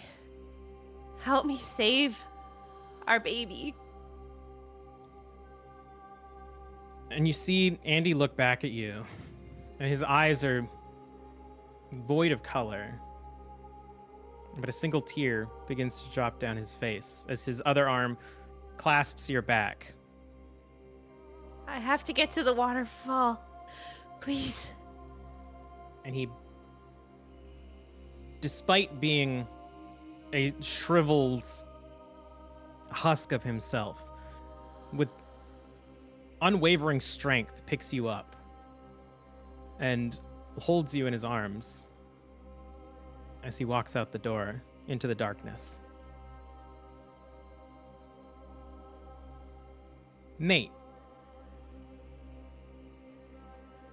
as you make your way into the hallway and pass Samuel checking to see that he is dead,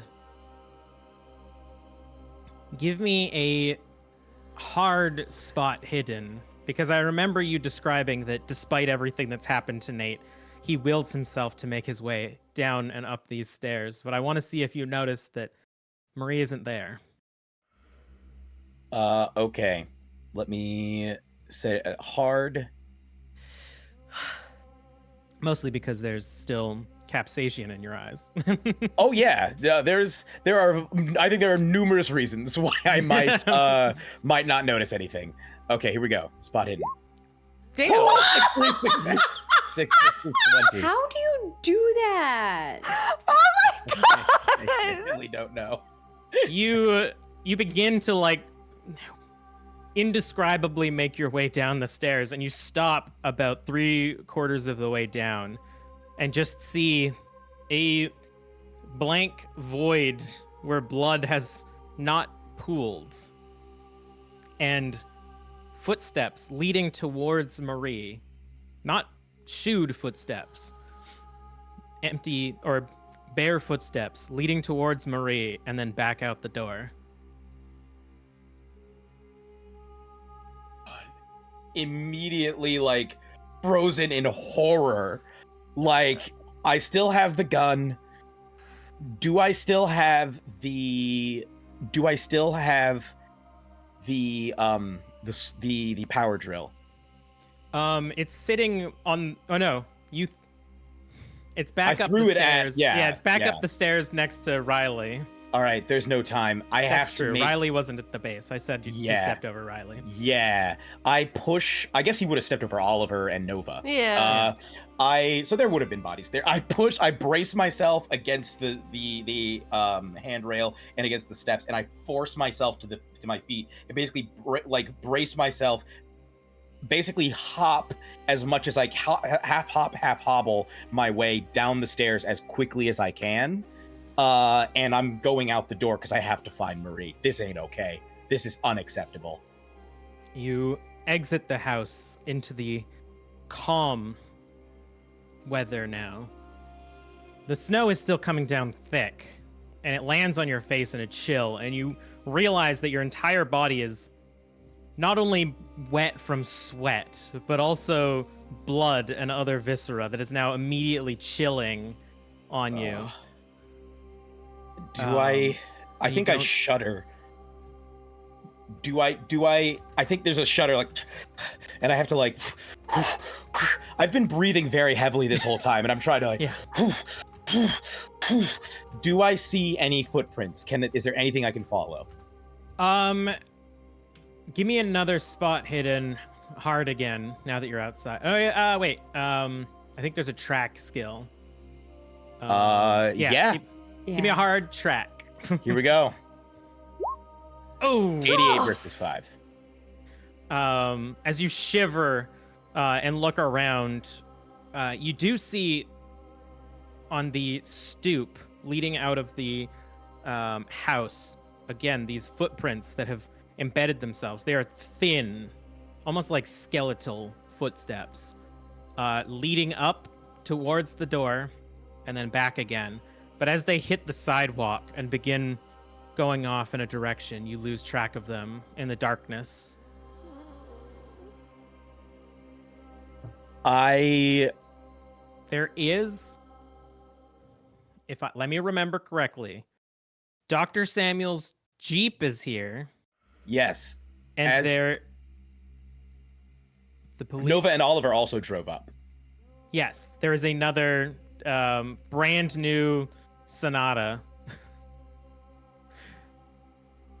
I can only assume that they have taken Marie to do something to her, to try and take her out. I have to get to Walt. All right. Time is of the essence.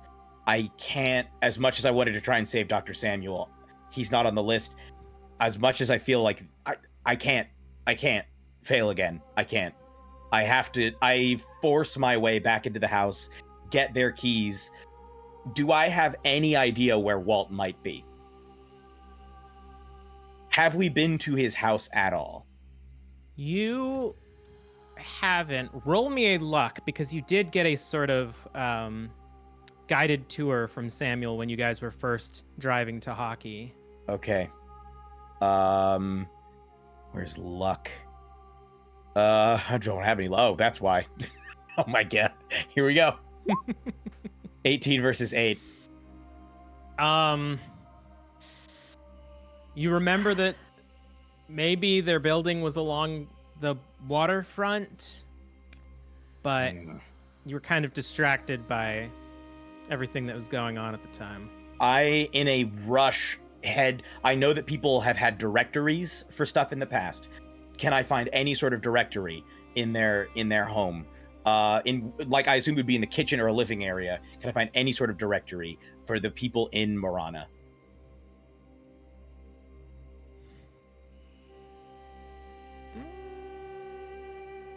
Oh, I kind of harmonized there. Yeah, you're just singing the note now? I did. I was like, oh, you see? That was me humming and thinking. It was like perfectly pitched.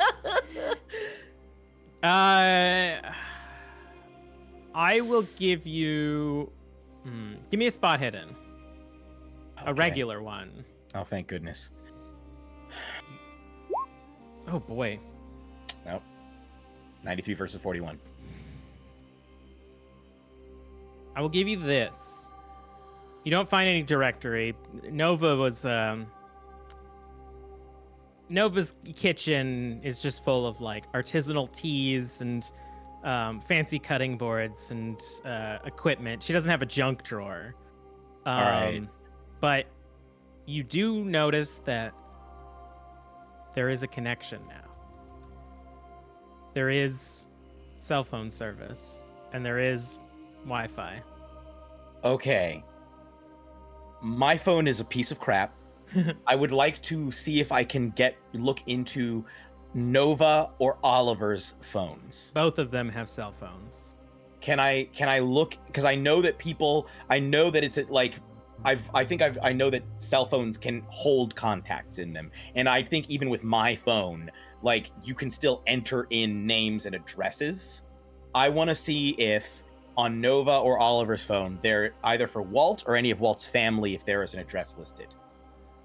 When you go to swipe their phones, squinting through the blur, both of their phones are face locked. Nova's face probably won't work. Oliver's might. I roll Oliver over. At this point, I am like, I know we're sort of like walking through. I am freaking. Like, this is like full like, like, I'm just, come on! Rolling him over, holding the phone in front of his face. It unlocks, and you see a picture of, I don't know, Joe Rogan as a wallpaper. I don't know who that is. Is that, I look, Fear Factor? And just click on the contacts. And go through the contacts. You find basically everybody in town, including Walt. They were on the same hockey team. Does Walt have an address listed? Yeah. Okay. I will attempt. Is it like on the waterfront? Do I have like a basic idea where that is? You know the road, and now you have the number. I am like, at this point, the adrenaline, the exhaustion has been forced down by a piercing, gripping fear, and a desperation. Nate forces himself out to the car, gets in their Sonata, and is driving to that house. Give me a Constitution roll real quick. Okay.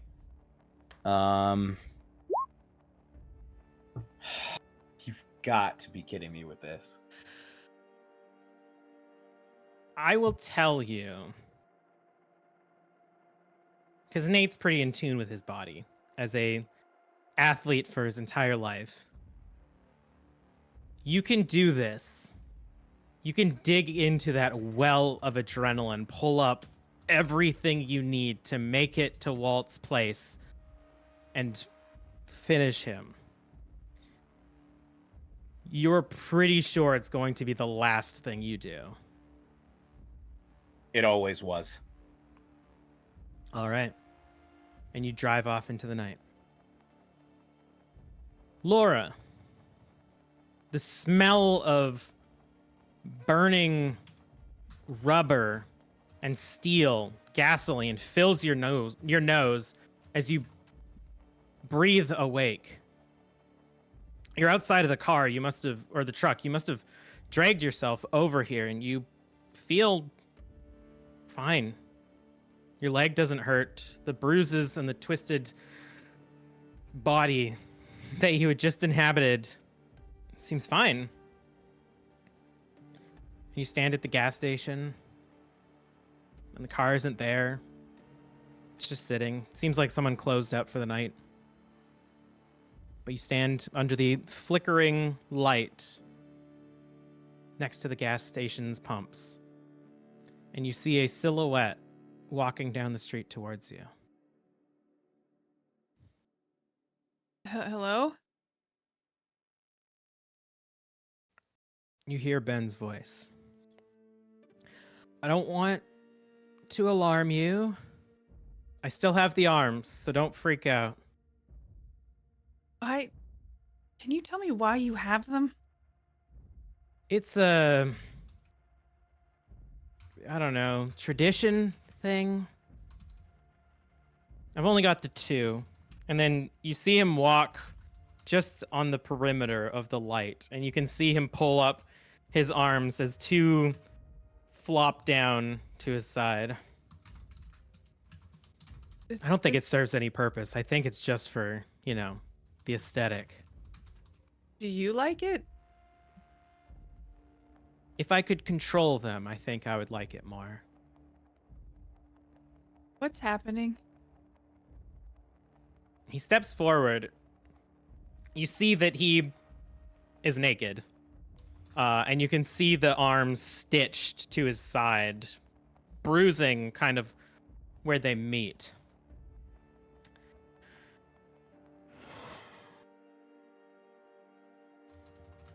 I wanted to talk to you again, but I know it might be selfish. You didn't come to the waterfall, did you? No. I had to make a choice. What choice exactly? So after you, I tried to put my life together as best as I could, and I met somebody many years ago who I loved very dearly and had a hard time getting close to. And then as soon as I got here and I realized that you had died, I finally let myself feel how I needed to feel, and I told them, and then they came here to try to help me. And where is he? Ben walks further into the light, and you can see now that he's fully illuminated, that his body is emaciated and shriveled. More in line with the image that you had seen on the picture. Not as bad. It looks as if that body had plumped up a little bit. And he sort of looks down and frowns and says,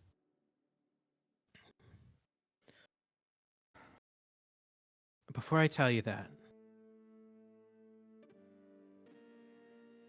I know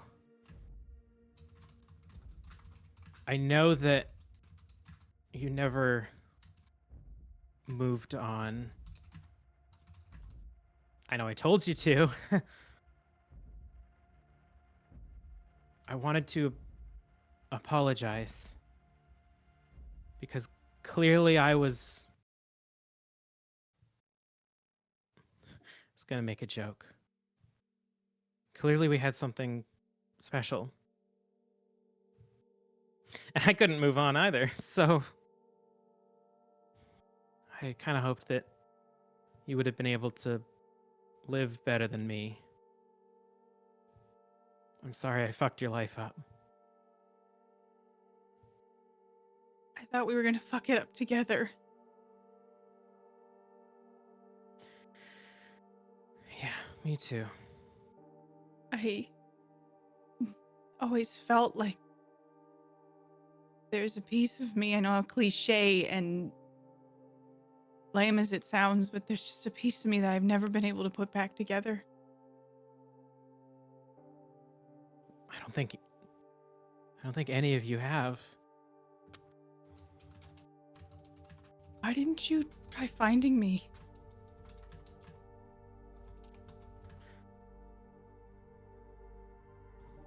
I always wanted to get back to how I was, not just physically, but mentally. I wanted to find who I was back then before I talked to any of you again. To be honest, you weren't mentally in a place that... Would you have wanted to go back there?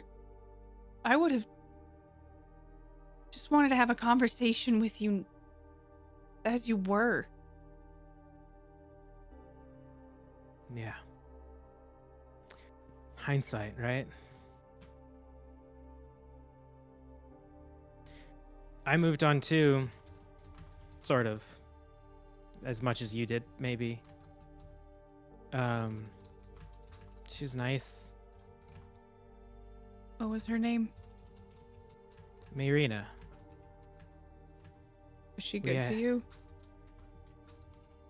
Yeah. We had a kid together. I don't think I was good to her. Seems I fucked up someone else's life too. Well, I don't think I did a great job either. I thought coming here would be like a turning point. Like, I felt like the first day seeing Nate and Marie and getting to meet Carl, I was like, this is it. This is my time. I can finally turn this all around. And I just epically failed again. To be fair, the odds were stacked against you.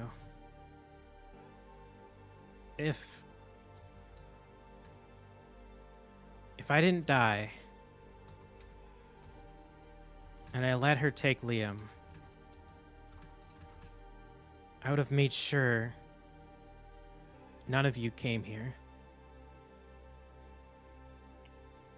But I love that boy. Sorry to say, I loved him more than I loved you. Heard that happens when you have a kid. Yeah, it sucks.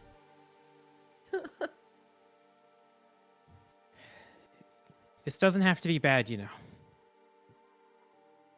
Carl made a choice. And I don't think any of you are going to be happy about it, but I tried to convince him to keep us here. He might be able to make something nice for us, for our memories. So am I But he gone? might- Like I mean, I feel okay. Yeah, you'd be what Carl remembers. Consider yourself lucky that Mayrina didn't remember you. He might bring this guy back.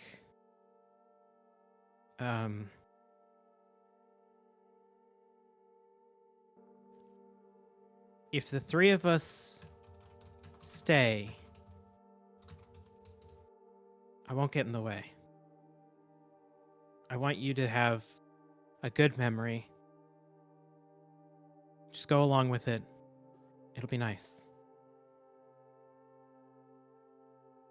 Do you know how badly I wanted to go to you that night?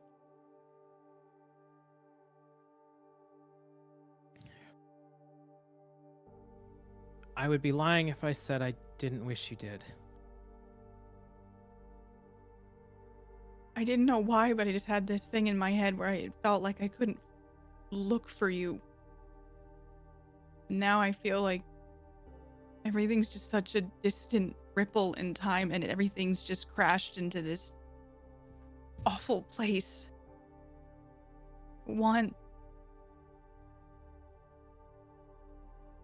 I feel okay if it means this is the end of my story, but it doesn't mean that maybe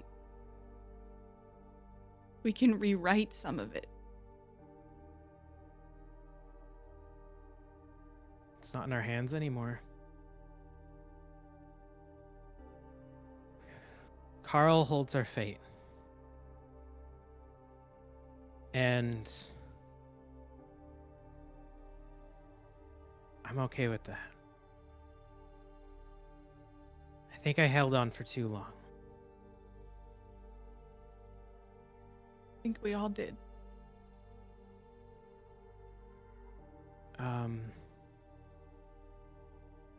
I'd offer a hug, but Or without even thinking about it, we'll hug Ben. Like, nudeness, flailing arms and all, just hugs Ben. And I think- doesn't let go. Carl, what do you do? Yes.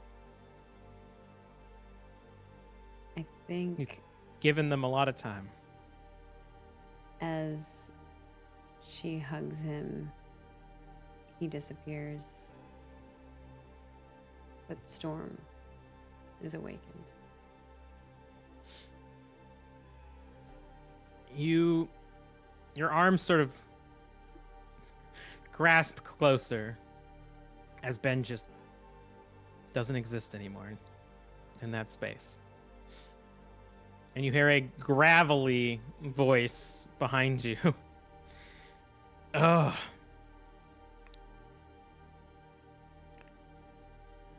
This gas station again?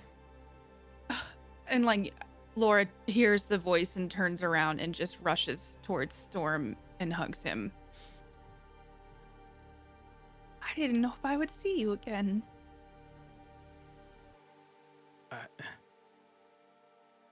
I'm confused. Did I make it? I tried really hard so that we could make it, but I didn't try hard enough. And you feel he didn't hug you back. He seemed too confused. And as you say that, he like lifts his arms up and crosses them behind you. You came for me. Of course.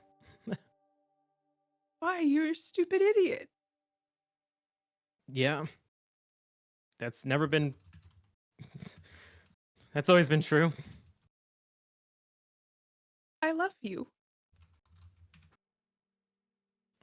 I love you too. Fuck, I wish you said that a while ago. No, I wish I did too. I thought if I went out fighting this time that I would somehow come out like a superhero on top of the world, and turns out that I am very much a human that cannot do that. He like pushes you back and holds you at arm's length on your shoulders and looks at you and says, "Are you kidding me? You're anything but a hero, or anything but a human." You're the only person that's ever made me feel truly seen. I hope that you're okay maybe spending the rest of eternity with me. Looks around.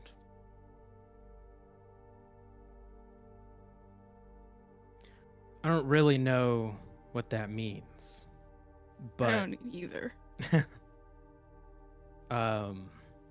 that sounds pretty good to me. It means no more shows, no more traveling the world. I'm done with that. I'm sorry to tell you before it was too late. We had a good run. We hooked up a couple times. That's got to be something. Well, notches. Yeah. Yeah, I mean, the last few tours sucked. And not just for me being really old and not fitting in with any of those fucking TikTok children. It was, it's not having you around. I know that sounds stupid. But, I don't know. I think I was pretty much done for a while, but, kept pushing me. You're a good manager. Too good. If I'm honest with you, I've been done for a while too. Well, time for us to rest, I guess. Retirement. It's about that age, right? Yeah. Early retirement. So are we stuck at this gas station for the rest of eternity then, or what? Well, why don't we try walking that way and see where it goes? All right. That sounds good. I think grab Storm's hand, start walking down the street, and like maybe in the distance, you just see me kiss Storm's cheek. He like wraps his arm around you as your silhouettes walk away. I think in your head, as you continue to walk away, You just hear, "Thank you, Laura."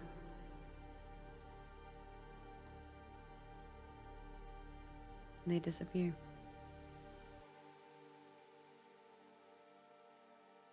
Marie.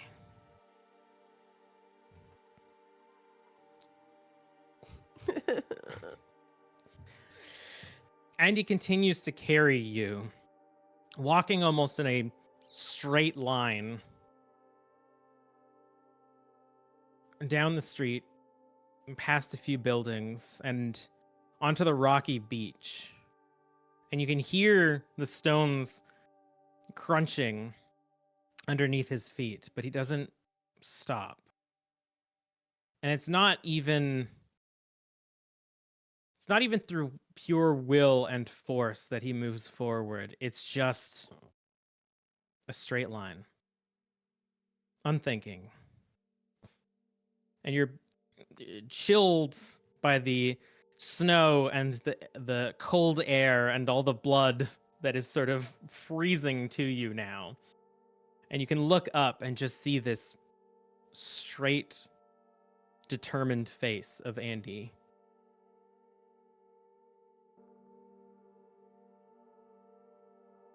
I found out that Nate always loved you. He really loved you. Expressionless. You see the mouth move, but you don't hear any voice. Give me a spot hidden.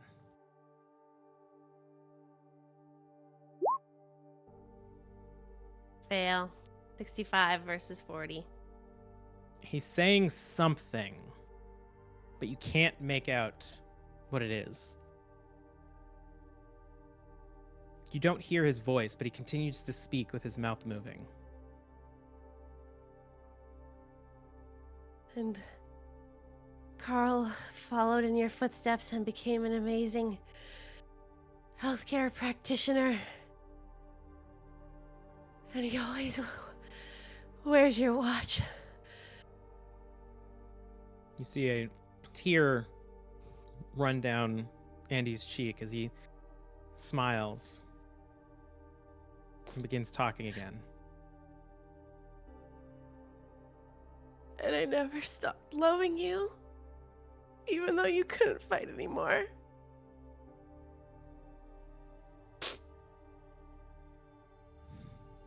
He finally looks down at you, but doesn't stop moving. And you see this mournful expression over his face. And he just bends his head down and sort of pushes the top of his head up against your cheek. And looks back up and continues facing straight. And you can hear crunch of ice underneath his feet as you realize you're now being held by Andy, who is standing practically in the middle of the lake. And you hear scratching from underneath the ice. I look down. And you see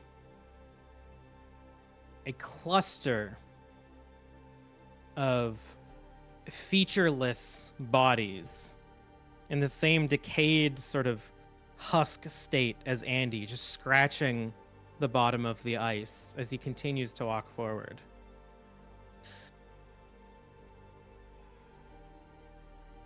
Do you know if Carl's okay? He sort of lowers his head a little bit and starts talking again. Give me another spot hidden.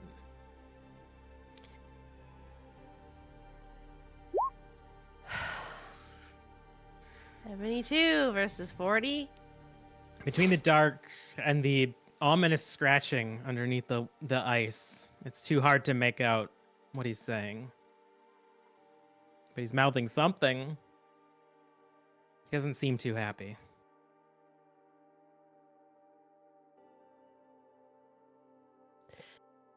I can't understand you. It's really frustrating. And I just like push my face into his body. It's cold. Carl, you feel Laura and Storm walking. You feel Nate. Again, not this connection that you have felt with the others, moving quickly away from where he previously was. And you feel where he was a few lingering piles of meat. One that you recognize is Oliver, Nova, Riley, and higher up, Mara.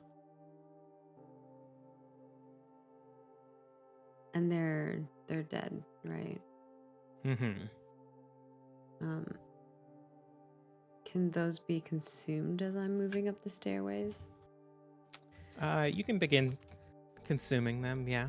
You Yeah, feel your body burst from underneath the earth as your tendrils begin growing within the corpses of Oliver and Nova. These roots breaking through the foundation of the building, crawling their way up the stairs towards Riley as they consume her as well. And you... Oh, go ahead. Oh, no, you go ahead.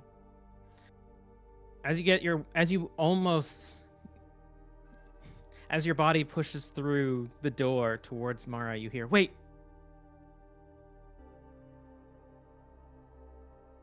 Don't." Carl stops.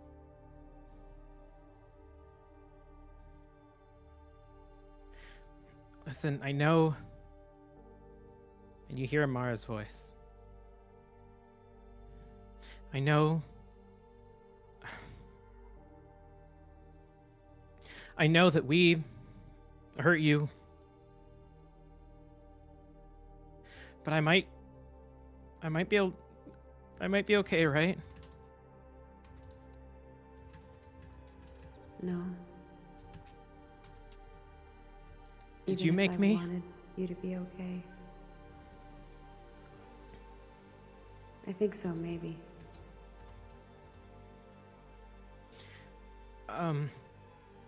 So I'm dead? Yes.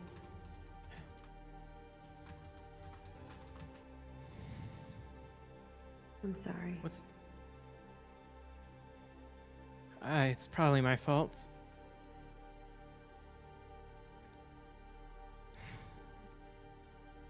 And,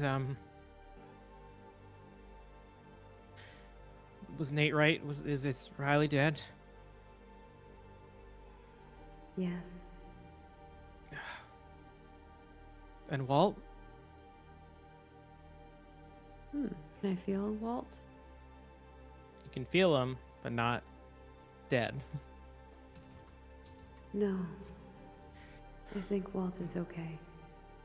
Okay. I'm scared. I don't want to be dead. I don't think most people do. Can you bring me back? Can you put me back? Is that something you can do? You wouldn't be who you are. You aren't. You're who I think you are.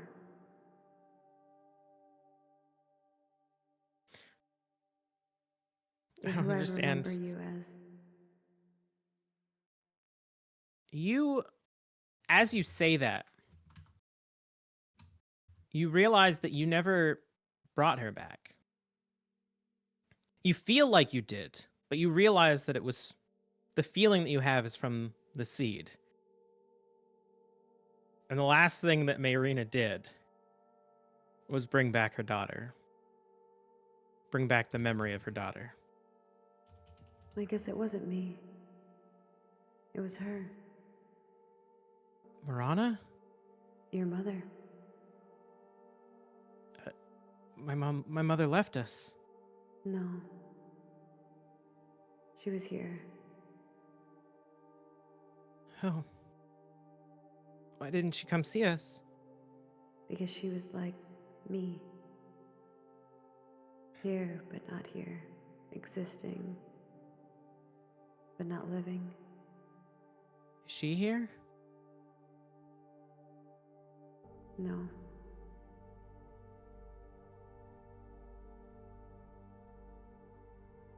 What do we do now? I'm not sure. Okay. But you can't stay like this. Even if I want you to. Okay. Is there someone you want to see?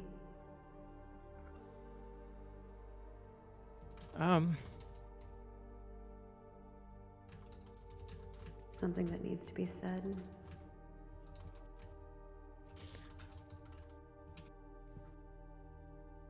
No. Anything didn't really that have you anyone. feel must be done? Or are you ready? I guess that's it. If you talk to Nate, tell him I understand. I will. I don't really, but lie to him. That's why I like you. You're the first cool person that came here in years. I guess I'm done. I never got to say it. But like Nate told me to, I really like you. Yeah, it was pretty cool. Yeah, you are. Probably would have liked you too. And I think a vine comes up and like gently grabs her hand. She disappears as well. And all that's left of the 4 bodies is a mass of undulating vines and pustules that feed on their flesh. And you feel someone coming. You feel your mother moving closer. And you feel your father, but not in the same way that you feel the others. His body isn't here, but his memory is. But it's not somewhere that you can grasp. You just feel his memory moving towards you. And they're together.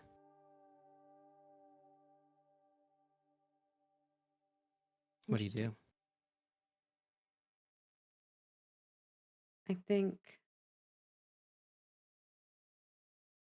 if Carl feels that, they will reach out. Give me a power.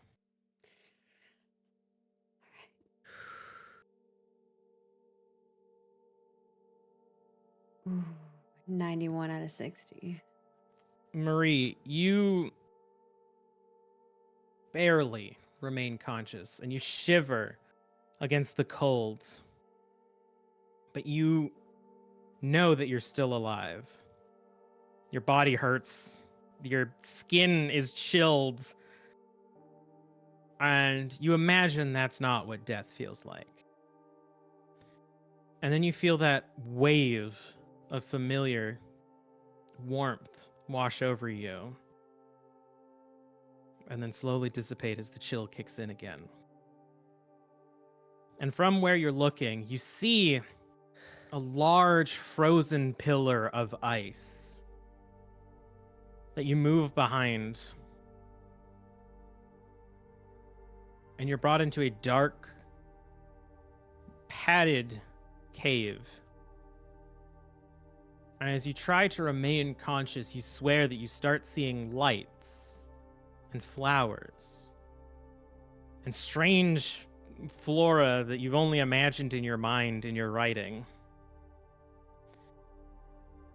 And just as you hear the tone of the cavern shift, Andy stops and looks down at you and mouths something else. And once again, give me a spot hidden.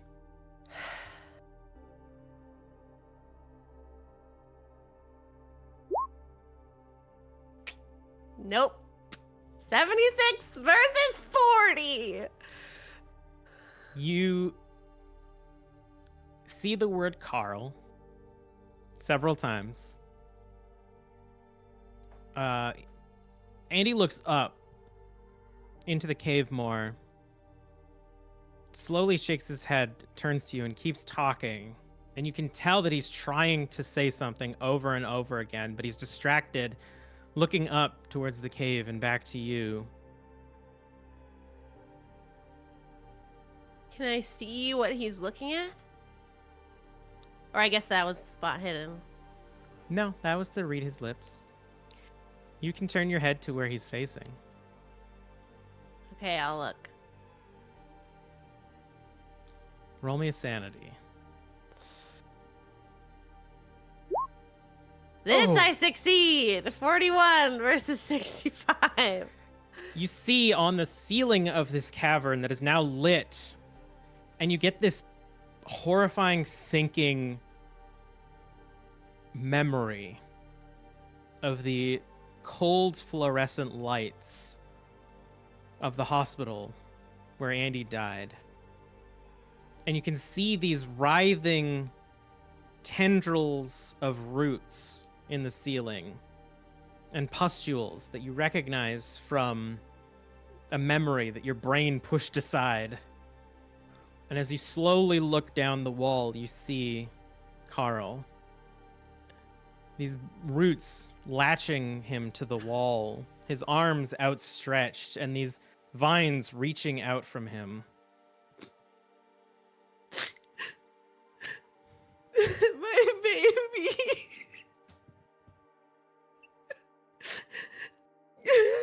And I'm totally failed. I just turn away. And I just become one with this meat monster of a man.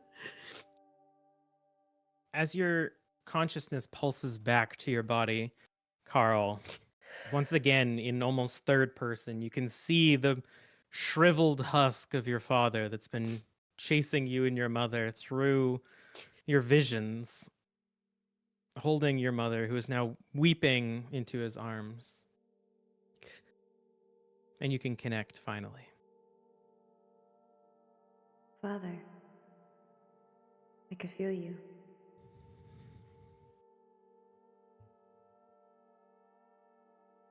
You try to connect to Andy. And you can feel that he can hear you. But he's disconnected from whatever realm these memories exist in. And you think back to you think back to Farzana's bubbling body in the snow and Andy emerging from it. And you get the sense that he's drifted from wherever it is that these people are existing. But Marie hears you. Mom, I'm so sorry. don't be sorry. I didn't want this for you. I know.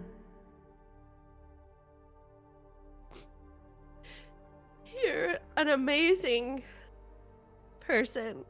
Your heart is so full, so pure. You have so much to give to the world. And now you're gonna be trapped here. And I couldn't save you. I tried so hard. Nate and I were trying so hard to get out of that fucking house. And I couldn't. It's okay. You're amazing too. You tried. But As you say this, Carl, you begin to forget things. You begin to forget events in your past.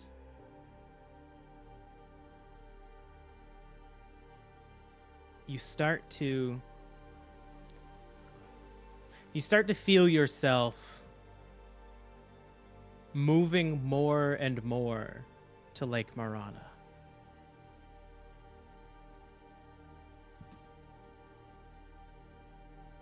But you're right. I will help people. I'll help so many more people. Lost souls. What do you mean?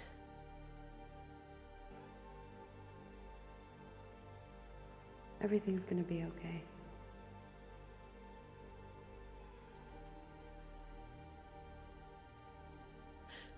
I try to, in my mind, hug this essence of Carl. If Carl can feel that, Carl will wrap vines around his mother and father too. Well, I'm not going to be evil and make either of you roll for that. As you do,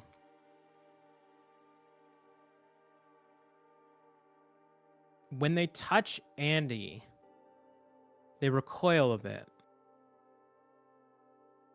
The seed feeds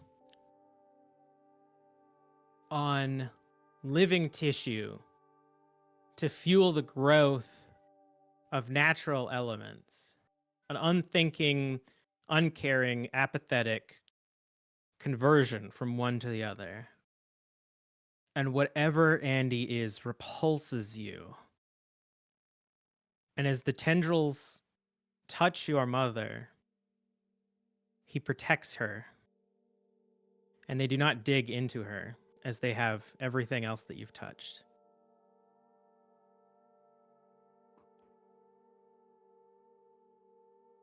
Thank you, Carl says to his father. He just nods. I can't control it. Not fully.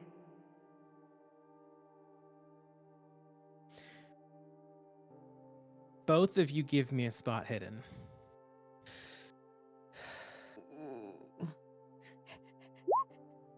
Ah. Ooh. Ooh, I I don't see Ooh. it. 70 out of 50. 29 versus 40. Once again, you're repulsed by this creature Yeah, that is makes your sense. father. But you finally make out the words, Marie. As Andy says, he'll soon forget. You need to help him remember.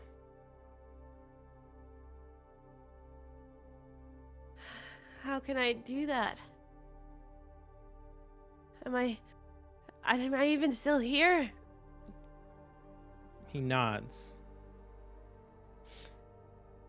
And he says, remember the paintings. They helped Ben remember. Do what you can. What happens if they forget?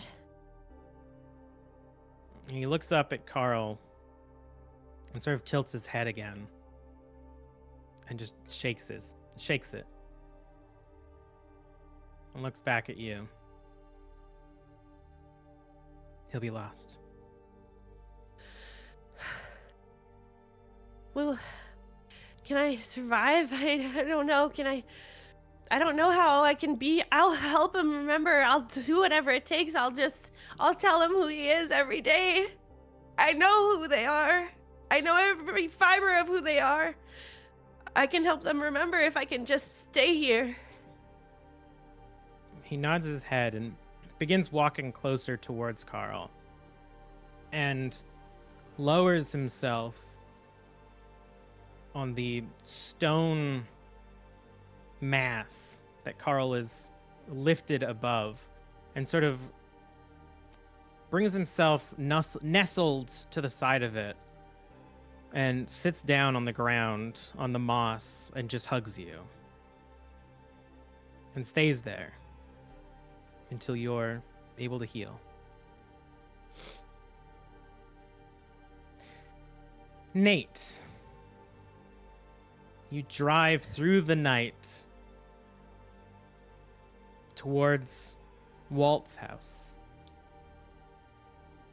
knowing that whatever action you take when you get there will be your last.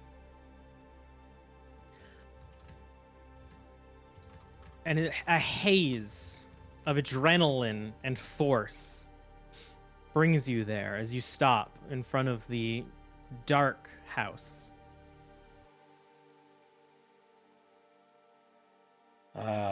I, through this entire ride, have had... I think there's been sadness. There's been a sense of futility. There's been a sense of failure. All of these things welling up underneath Nate. It's as though it's like he's gone Thelma and Louise, and he's willing the car to go just a little bit further into the canyon before it hits the ground. And every time it feels like the ground is coming up a little bit too quickly, he's like, no, forcing it down, trying to get just a little bit more, eke out a few more inches of air so that he can just get this thing done. And there's like an ocean of feelings trying to overtake him as he pulls up to this house. And I think seeing this house, all of that once again starts to go away. He doesn't have time to really think about anything else anymore. It's just focus. And even the process of getting in and out of this car, which, considering how beat up he is, should be insanely painful, I think that even starts to go away, and it's just like, once again, willing himself to keep going. And he's going to park very far up. He's going to turn off the lights before he fully pulls into the driveway, park as far up the driveway as he can, and then use the car sort of so that he can push against the hood of the car and get against the wall of the house and support himself all the way up to the front door. And you do, chilled by the evening winter colds, sort of giving you that jolt to re-wake you up after the warmth of the Jeep. You stand at the door. I'll just listen for a moment. Do I hear anything inside? Nope, it's quiet. Okay. I am just going to try the door, see if it happens to be unlocked. Roll me a luck. All right, here we go. 71 versus 8. By the way, what I didn't say it earlier, but I did on my Constitution roll a 100 versus 60. Yeah. It is locked right now. Okay. Then I'm going to take the gun and just try and break off the handle. All right. With the butt of the gun and just... Unless there's something... I think I'll about to do that, and then I'll take a look. Are there any small pots or anything like that I could just use to smash it? Or something that looks like it could do that? There's rocks and stuff, yeah. I'll take a rock and I'll smash it off. I don't want to just bash at it. I want to just as cleanly as possible, just crack it off. Yeah, it snaps and sort of hangs by the twisted broken metal, but just enough that you can jimmy it open. Okay. I want to sneak. I guess I want to quietly like lean in and see if I hear anything. Give me a listen. Okay. And I will say I am holding the gun in one hand and the rock in the other. Let me see. Okay, listen. Here we go. 54 versus 20, failure. Nothing. The lights in the living room are off. You can smell the faint, stale smell of weed in the air. But you see this, like, you see a hallway, and there is a light at the end, sort of creeping in under a door. Okay. I am going to, as quietly as I can, sneak myself down that hallway towards that door, and then take another listen. You hear weird warbled electric sounds inside. Almost like a radio. Leaning against the wall again, I'm going to put the gun in the back of my pants and this time pull my shirt over it so that it's not like immediately obvious. And I want to and take my hand and slowly turn the knob and see if it'll open. It does. And just as it does, you hear the radio click in. This is Clive Peel coming at you here on KTAW The Shape. And we're bouncing our signals all over the mountain to bring you the best music from the 80s, 90s, aughts, and now. Coming up next, once more, is Teal with Forgotten Days, Never Forgotten. And you hear the familiar sound of the ever often played song by Teal. Yeah. Is the floor carpeted? Yeah. It's like a old sort of those long strand carpets. Okay. Nate is going to push open the door and step into view, keeping his right arm behind the door frame, and just sort of half collapse against the side of the door, and look to see the situation. So his right arm holding the rock is out of view, but he's covered in blood and looks terrible. And it looks basically like death, leaning against this and look to see what is going on in this room. As you lean into the door frame, you see your average 20-something guy's room. There is a twin bed sitting up against the wall to your right, sort of a metal frame, several posters along the wall of various video games that you recognize the kids that you coach talking about, as well as a few band posters. There's a small desk set up with a laptop, but then also just milk crates full of equipment filling the closet. And on the bed, sort of crisscrossed, sitting, holding a small portable radio, is Walt. And you see a circle made out of XLR cable around him and candles. And he looks up at you, sort of still holding the radio that now is playing this song. And he doesn't seem surprised looking up at you.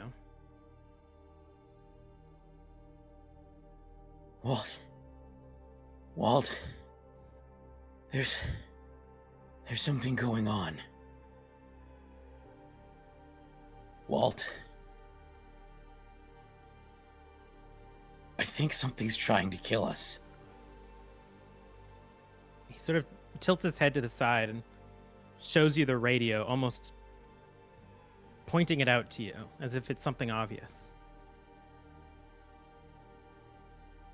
What? I look at the radio. Is there anything special about this radio? No, it's just playing a overplayed poppy rock song. I yell now. Walt! Turn this off. I don't have time for this music. Kind of jumps a bit at that. And turns the volume down a bit and places it still within the circle in front of him and sort of furrows his brow, and looks around, and grabs something next to him, and you see him pull up a phone. And he unlocks it and holds it up to you and just starts waving it at you. I am I'm just like incredulous at this. Like, what are you what are you doing? What is on the phone? What are you saying? I need your help, Walt. He sighs and looks at the phone and starts typing something.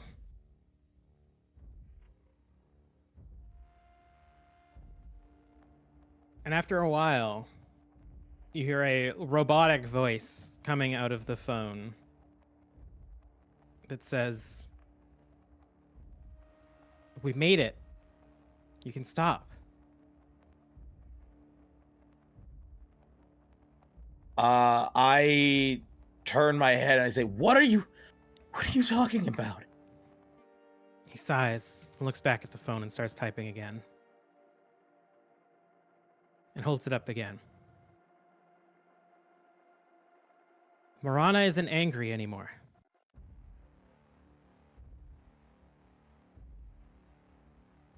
I am staring at that,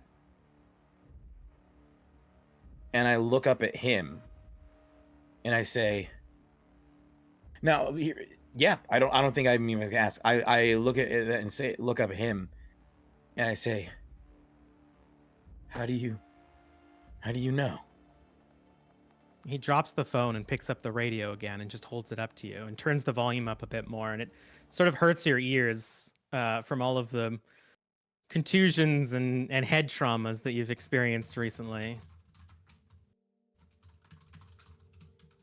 Walt, I don't understand. Walt, I need your help. Walt, people are dead, Walt. They told me that you knew, maybe you learned something from the witch. You might be able to fix it. You might be able to do something about it. Please, Walt, just tell me what's going on.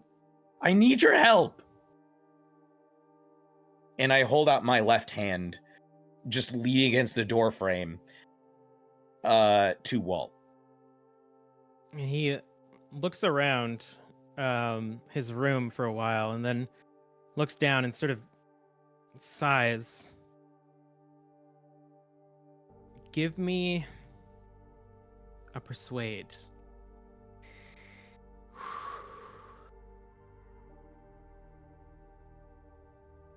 All right, here we go.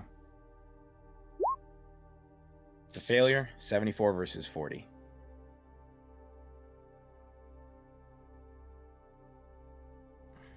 You can see him struggling to decide whether or not to open the circle. He sort of like goes to reach for it and stops. And picks up the phone again and starts typing. And as your vision's blurring, you see him correct what he's writing several times. And then he presses play. And it says, don't know why you came, but thank you. My friends and I are safe.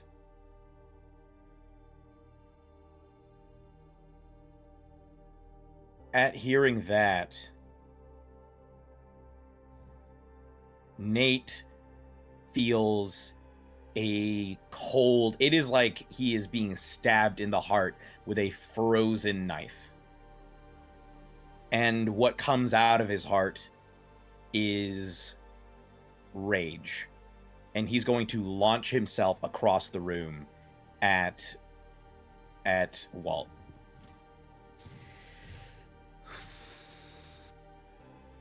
And as you do, you push him through the circle, and he crashes into the wall on the other side of his bed. And the radio tumbles and continues to play. What do you do? I scream into his face. It is not too late. Do you hear me? It is not too late. They're still out there. I've saved them. Look! And I slam the stone into his face and I say, "Do you see? Do you see? I'm saving them!" And I keep swinging and keep screaming at him. "I will save them. They're going to live. You will not win!" As I smash and smash and smash. And that's the last thing Nate does. And Carl, you feel your mother and father next to you. And then you feel this burst coming from deeper in the town. And you feel Walt dead. And then you feel it, Nate right on top of him. Both of their piles of meat, void of any life. Can I go to them? You can. Do you consume them? Do I know what happened? It's hard to tell. Give me a power. It's all you're really rolling now. 55 out of 60. Something violent. The remains of Walt are not in a good state. And a lot of Walt is on Nate.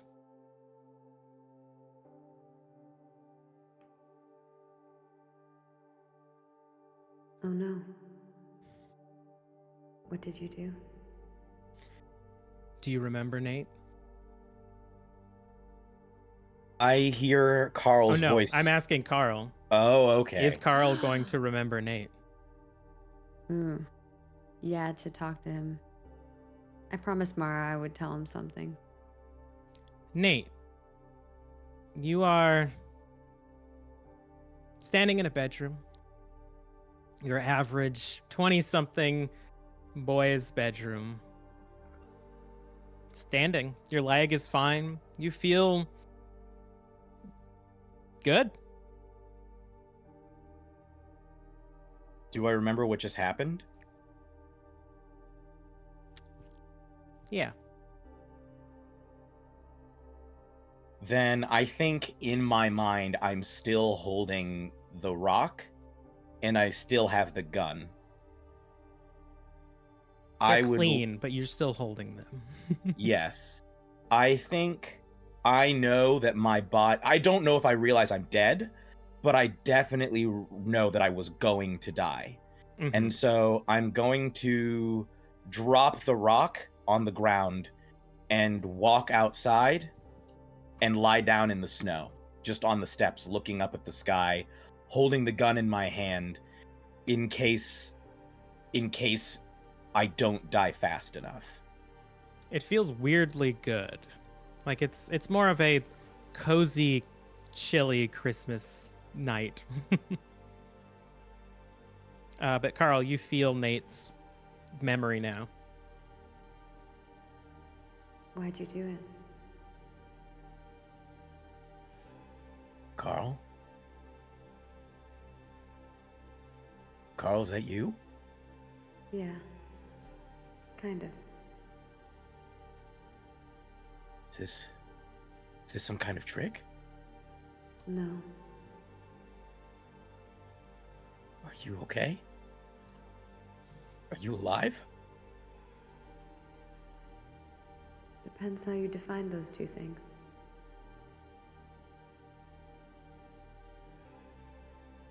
Art. Okay, listen to me, Carl. It's gonna be okay, all right? I know. I did it. I got rid of him. I took out... They traded your father. Did you know that? They traded your dad. And I got him back. I got him back for your dad. And Laura and Marie, they're not going to get traded. They're going to be all right, Carl. We I did it. understand. Mara says she understands.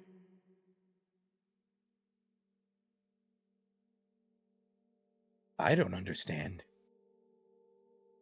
You talked to Mara? Yeah. Well, a memory of her. Did the witch do this? No.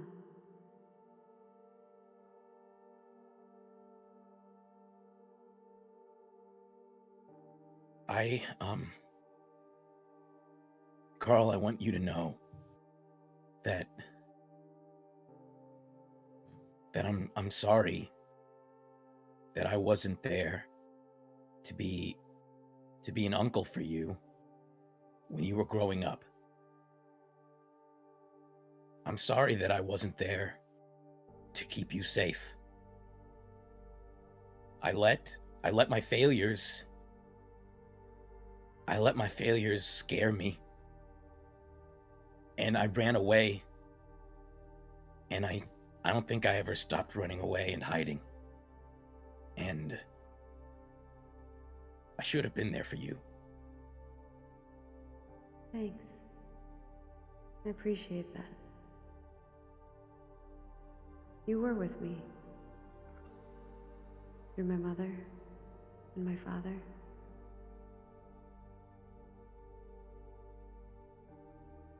Well, I think I might be going to be with your father in just a little bit. I'm not sure. He's different than the others. Well, I guess I'll cross that bridge when I come to it. Carl, please, while I'm gone, please take care of Laura and your mom. Please. I did all of this for them and for you. Laura's with Storm now.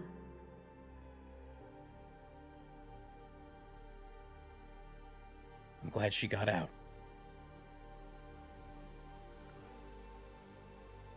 Carl,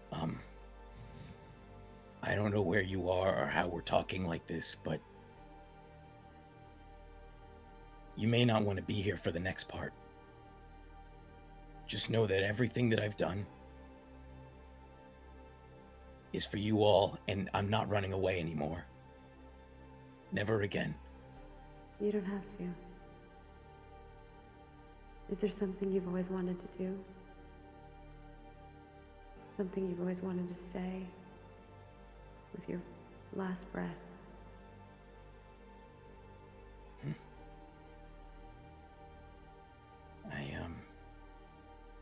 I guess I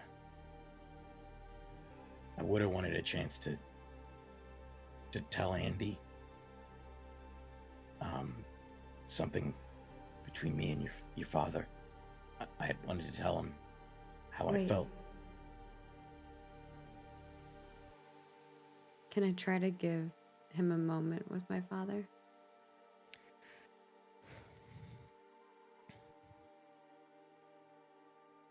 You can put him I can't, near your father. Yeah, I can't get to my father, but could I bring... Andy will be able to hear Nate, but Okay. won't be able to reply. a vine comes up as you're laying on the ground. A vine comes up near your hand, kind of like, just like above it. Take my I hand. think Nate is beyond the point of questioning things and is just going to reach out and grasp it. May I And- suggest a setting, Carl?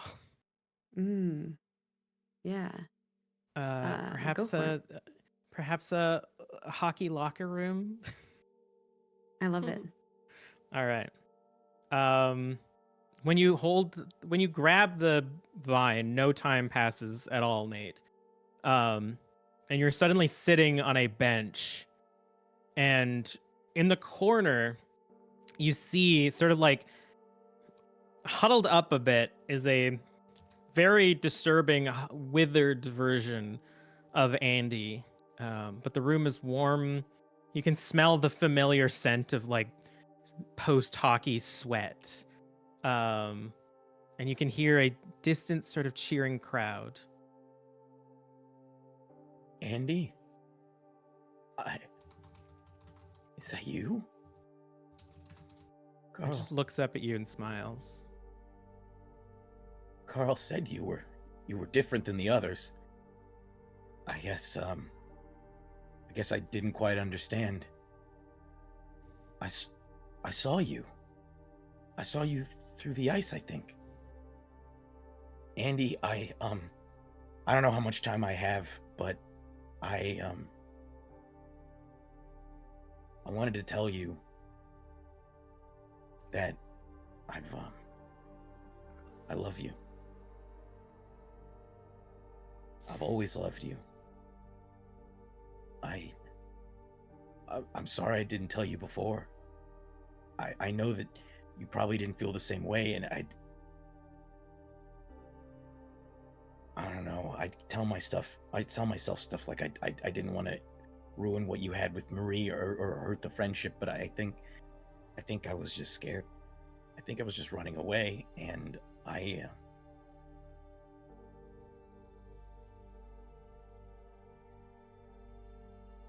when we were together, you were the most important thing in my life, and I want to say thank you for the time that we got to spend together, and thank you for being such a great friend. I don't know if I'll get to see you again, but no, I did everything I could to make sure that Marie and Carl are going to be okay. Roll me a spot hidden.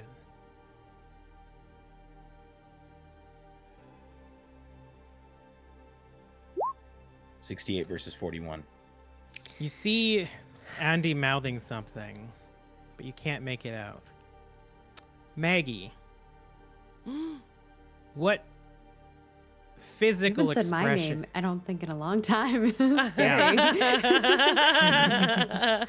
Yeah, you're in the story now. What physical expression would Andy show in this moment while he's talking? I think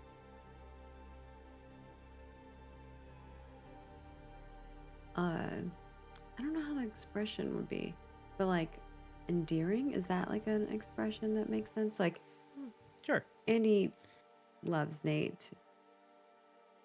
Had Nate told him earlier on, maybe it would be a different story, because he truly does love Marie. And they didn't get the opportunity to, explore that potential option. But I think no matter what, Andy does love Nate. Maybe not in the same way right now. All right. So, Nate, you see as Andy is mouthing these words an endearing, platonic understanding. I think I would like to nod, and I think Nate recognizes that we're beyond words now, and I'm gonna walk over, and I think as my last act, I just want to crouch down next to Andy and just give him a hug, pull him in for a hug that expresses, I think, all of the platonic love and recognizes the connection that we had. Marie, you feel Andy sort of like move his arm around you, the back of your head still resting on his chest as he reaches over and hugs something that isn't there.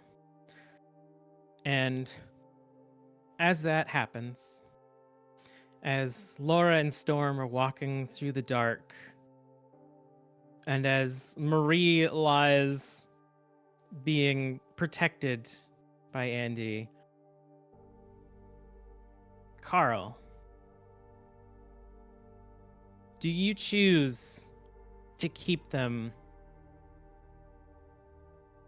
And do you choose to put them in a happy memory realm, even though it's fake and even though they're just memories at this point? Or going to dispel them? Carl's gonna forget them. Roll me a power.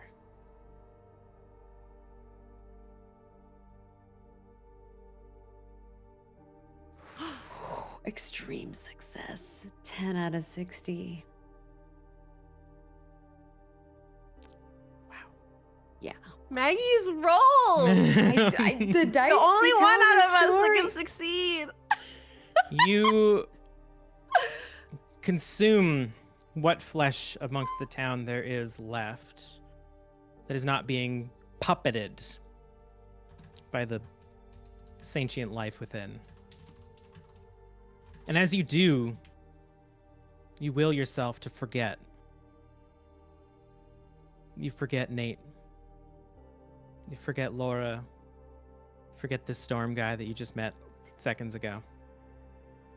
You forget all of the bodies stuck underneath the ice who were never given a happy place.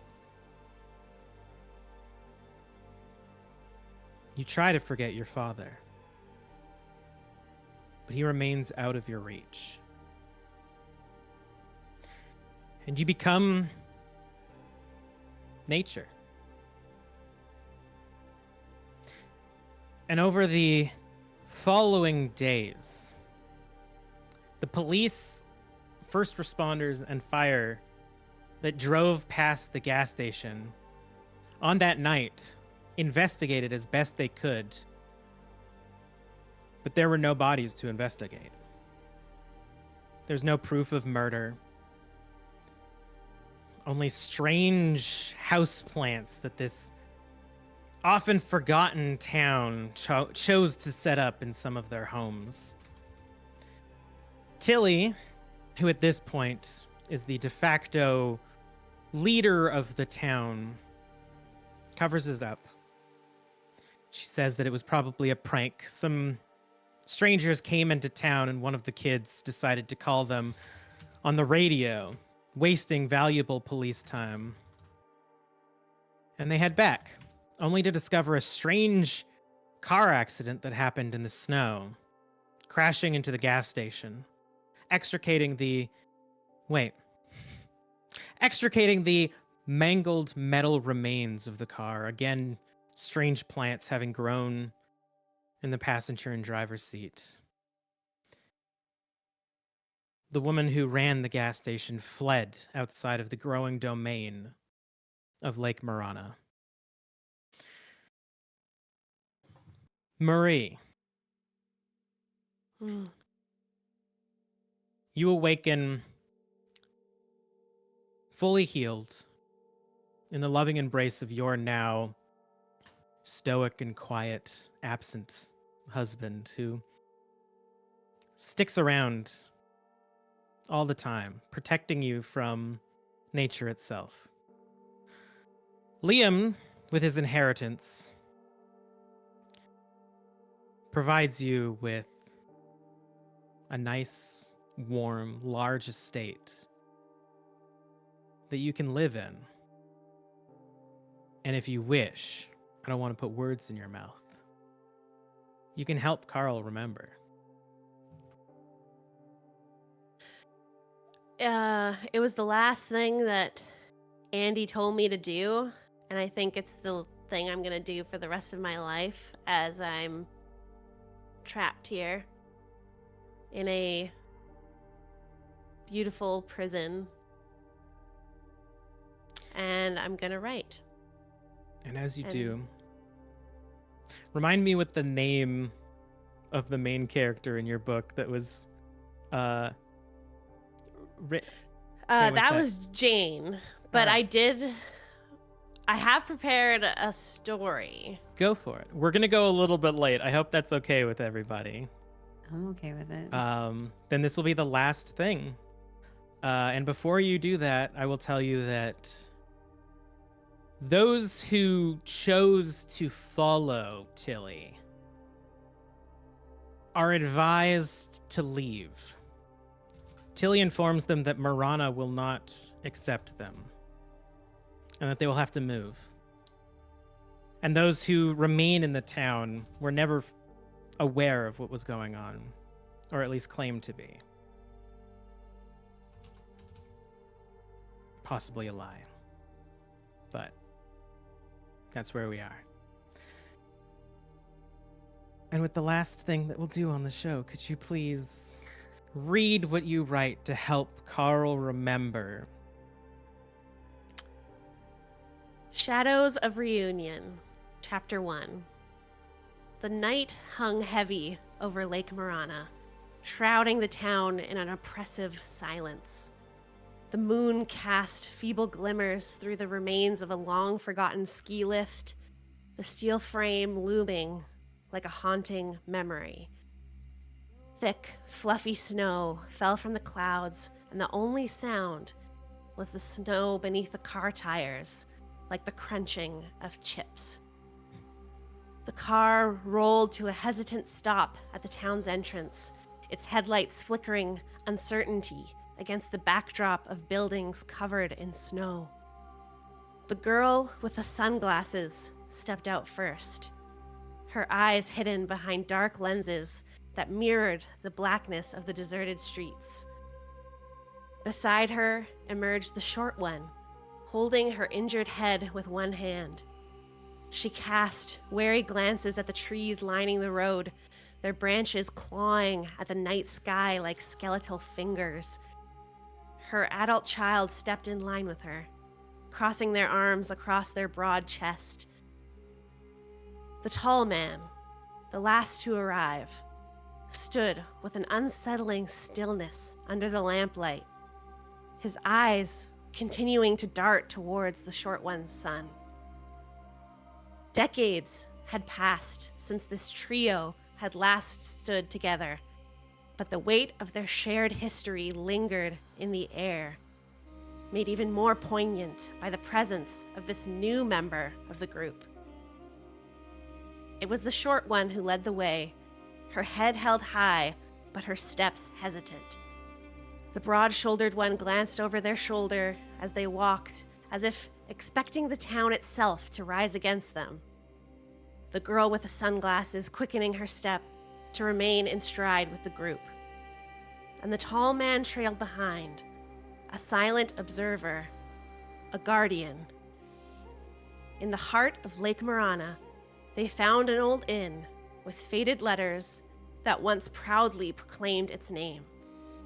Twigs and twine hung from the porch in odd shapes, perhaps Yule decorations or personal totems dancing in the wind. As they stepped inside, the girl with the sunglasses, the short one, the broad-chested healer, and the tall man were bound by more than nostalgia. A darker force drew them back to Lake Morana, where the silence whispers and the shadows cling to memories of one night long ago, better left forgotten. 3:16 a.m.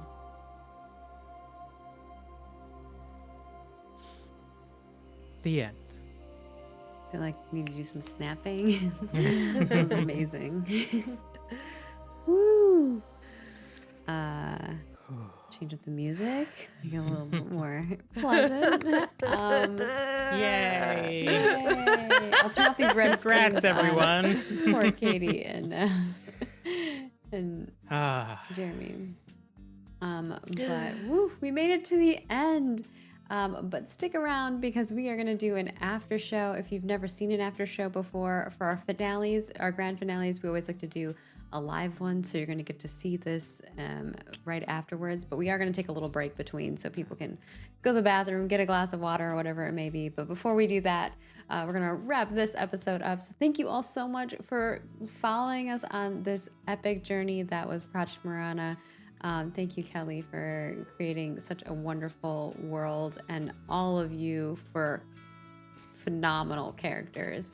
I think that the story was never how we thought it was going to be from the start to the end, but I think that every little bit of it was pretty amazing in its own way. And we'll talk a little bit more about that in the after show. But first and foremost, we want to thank you all for watching us. If you enjoyed this, please think about how you can support us. Of course, if you're somebody who can sponsor and has the opportunity to sponsor an episode of some sort, that would be wonderful. Right now, we would like to thank our sponsor, Roll20. Thank you, Roll20, for sponsoring today's episode. If you're curious how we've been doing our dice rolling, our character sheets, any of those things, that's Poorly. also Roll20. Poorly is how you've been doing your dice rolling today. Look, the dice be telling a story. It was pretty crazy. For a little while, they were all tracking how many successes and fails we were doing in the chat because it was just absurd. And of course, we do have some merch. You can head on over to zionbyhuman.com/shop/roll4it and get yourself some swag. That'd be super appreciated. And of course, if you do, we would love for you to share it on our social. We are Roll4It on Facebook and X. And of course, you can like, share, retweet, and all those things over there. That is a huge way to support us. And of course, we want to thank our supporter, Jackson Decay. Thank you, Jackson, so much. Let's get some roll up in chat for Jackson very apt Decay. for Yeah, this very apt. Yeah. I hope you are happy that you were able to support today's episode. And if you would like to become a supporter like Jackson, you can head on over to our Patreon and become a legend tier above. And not only do you get to support an exact episode, you also get to play in a private GM'd game by one of our wonderful cast members. And there's a whole slew of other goodies over on our Patreon, like our after shows. You're going to get a taste of one of those after shows today. We usually do that for our grand finale, so you kind of get to see what it's like.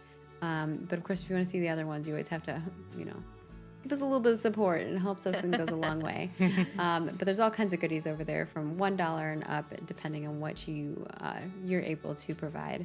And of course, if you're watching us live here on Twitch, or even if you're not watching live, you can head on over to our Twitch channel, twitch.tv/roll4it, and subscribe to us over there. And that gives you access to our videos in advance, as well as emotes. And if you have Amazon Prime and you haven't used your Prime sub on somebody, we would love for you to, put that over on us and help support us, because that would mean a lot to us. You can also become a YouTube member over on YouTube, and that gives you access to some of those emotes as well. And whether you're a YouTube member, Twitch subscriber, or Patreon supporter, you get access to our private Discord where we hang out, we chat. I'm sure that if you have additional questions that we don't end up answering in our after show, you can always chat with us over there, and we'll do our best to answer, especially since the season's over. We might be able to have another season the way we left this, so you never know. And of course, there's lots of non-monetary ways to support us, like watching us live here, making clips. Thank you for the clips. I love them so much. And then, of course, watching us over on YouTube, subscribing, liking, commenting, and following us on all of the social channels. And with that, I'm going to let these wonderful folks say where you can find them at, because not only do they do amazing RP here on Roll4It, they have also done a whole slew of other things in other spaces. So you should check them out. If you haven't followed them, there's their handles up below, and also they're going to share with you where you can find them in other places. Please, I implore you to follow their stuff, because all of them are wonderful. And we'll kick it off first and foremost with our keeper, Kelly. Where can people find you at when you are not weaving a tale that we will never forget? You can find me most places as the Mindright, but mostly go to twitch.tv/Kelly's channel, where I am streaming, and you can find basically everywhere that I am from there. That's it. Just go check it out, and I hope everyone enjoyed the show a I lot. think everybody did. Next up, we have Play Katie Play. Katie, where can people find you at when you are not walking hand in hand off into the sunset with your long lost love? I'm Katie Peters Plays. First of all, thank you, Kelly, for telling the story and letting me come with you all. And then it was great getting to play with all of you, and I'm sad it's the last episode.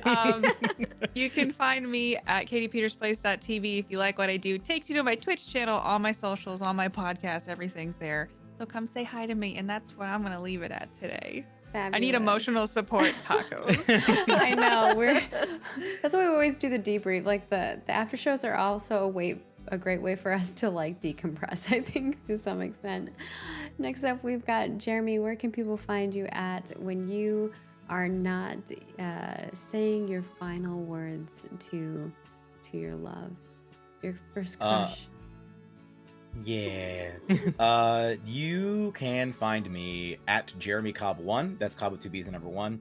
On both Twitter and Blue Sky. On Instagram, I am at the Cobbmeister. I'm on Free Black Halflings and a bunch of other stuff. Come check me out on Twitch, twitch.tv/casualquestlive, where I play games that I have not played before. I am not a gamer, and I'm trying to become one. And on Mondays, I actually have a co-op stream with Shelly and Carr, my lord. Shelly and Carr. That's their ship name. Shelly and Carr. Shelly and Carr. It's canon. You can decide which one you are. Which of you is Shelly and which of you is Carr. But I also want to tip my hat.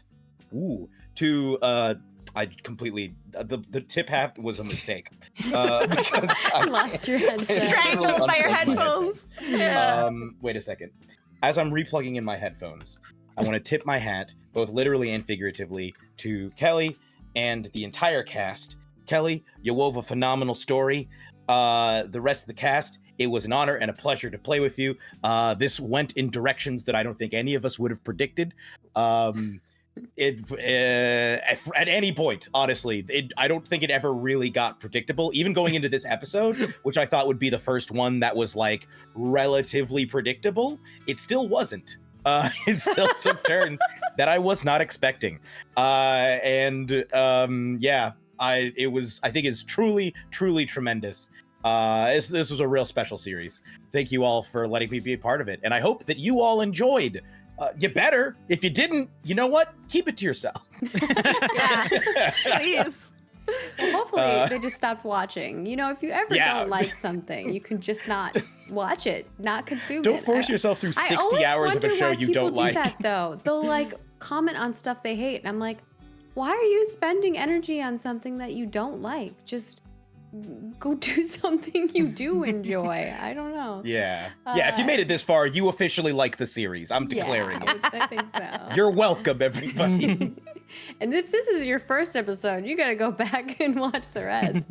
And of course, last but not least, we have Shar or Shelly at this point. Or maybe Carr. Where can people find you at when you are not being saved by your love and writing stories for the rest of your life?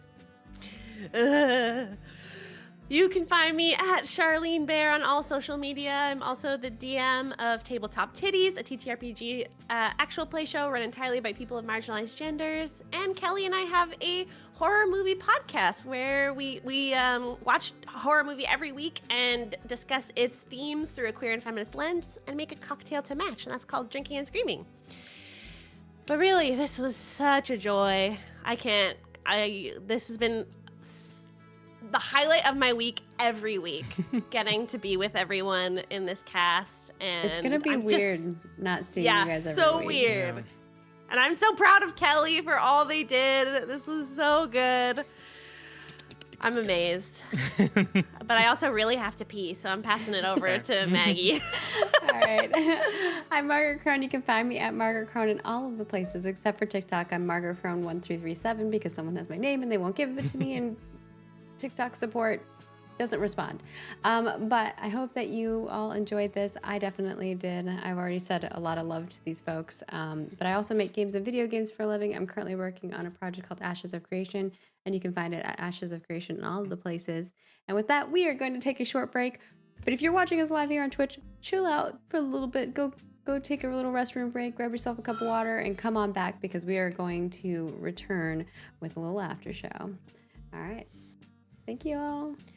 Bye. Bye bye.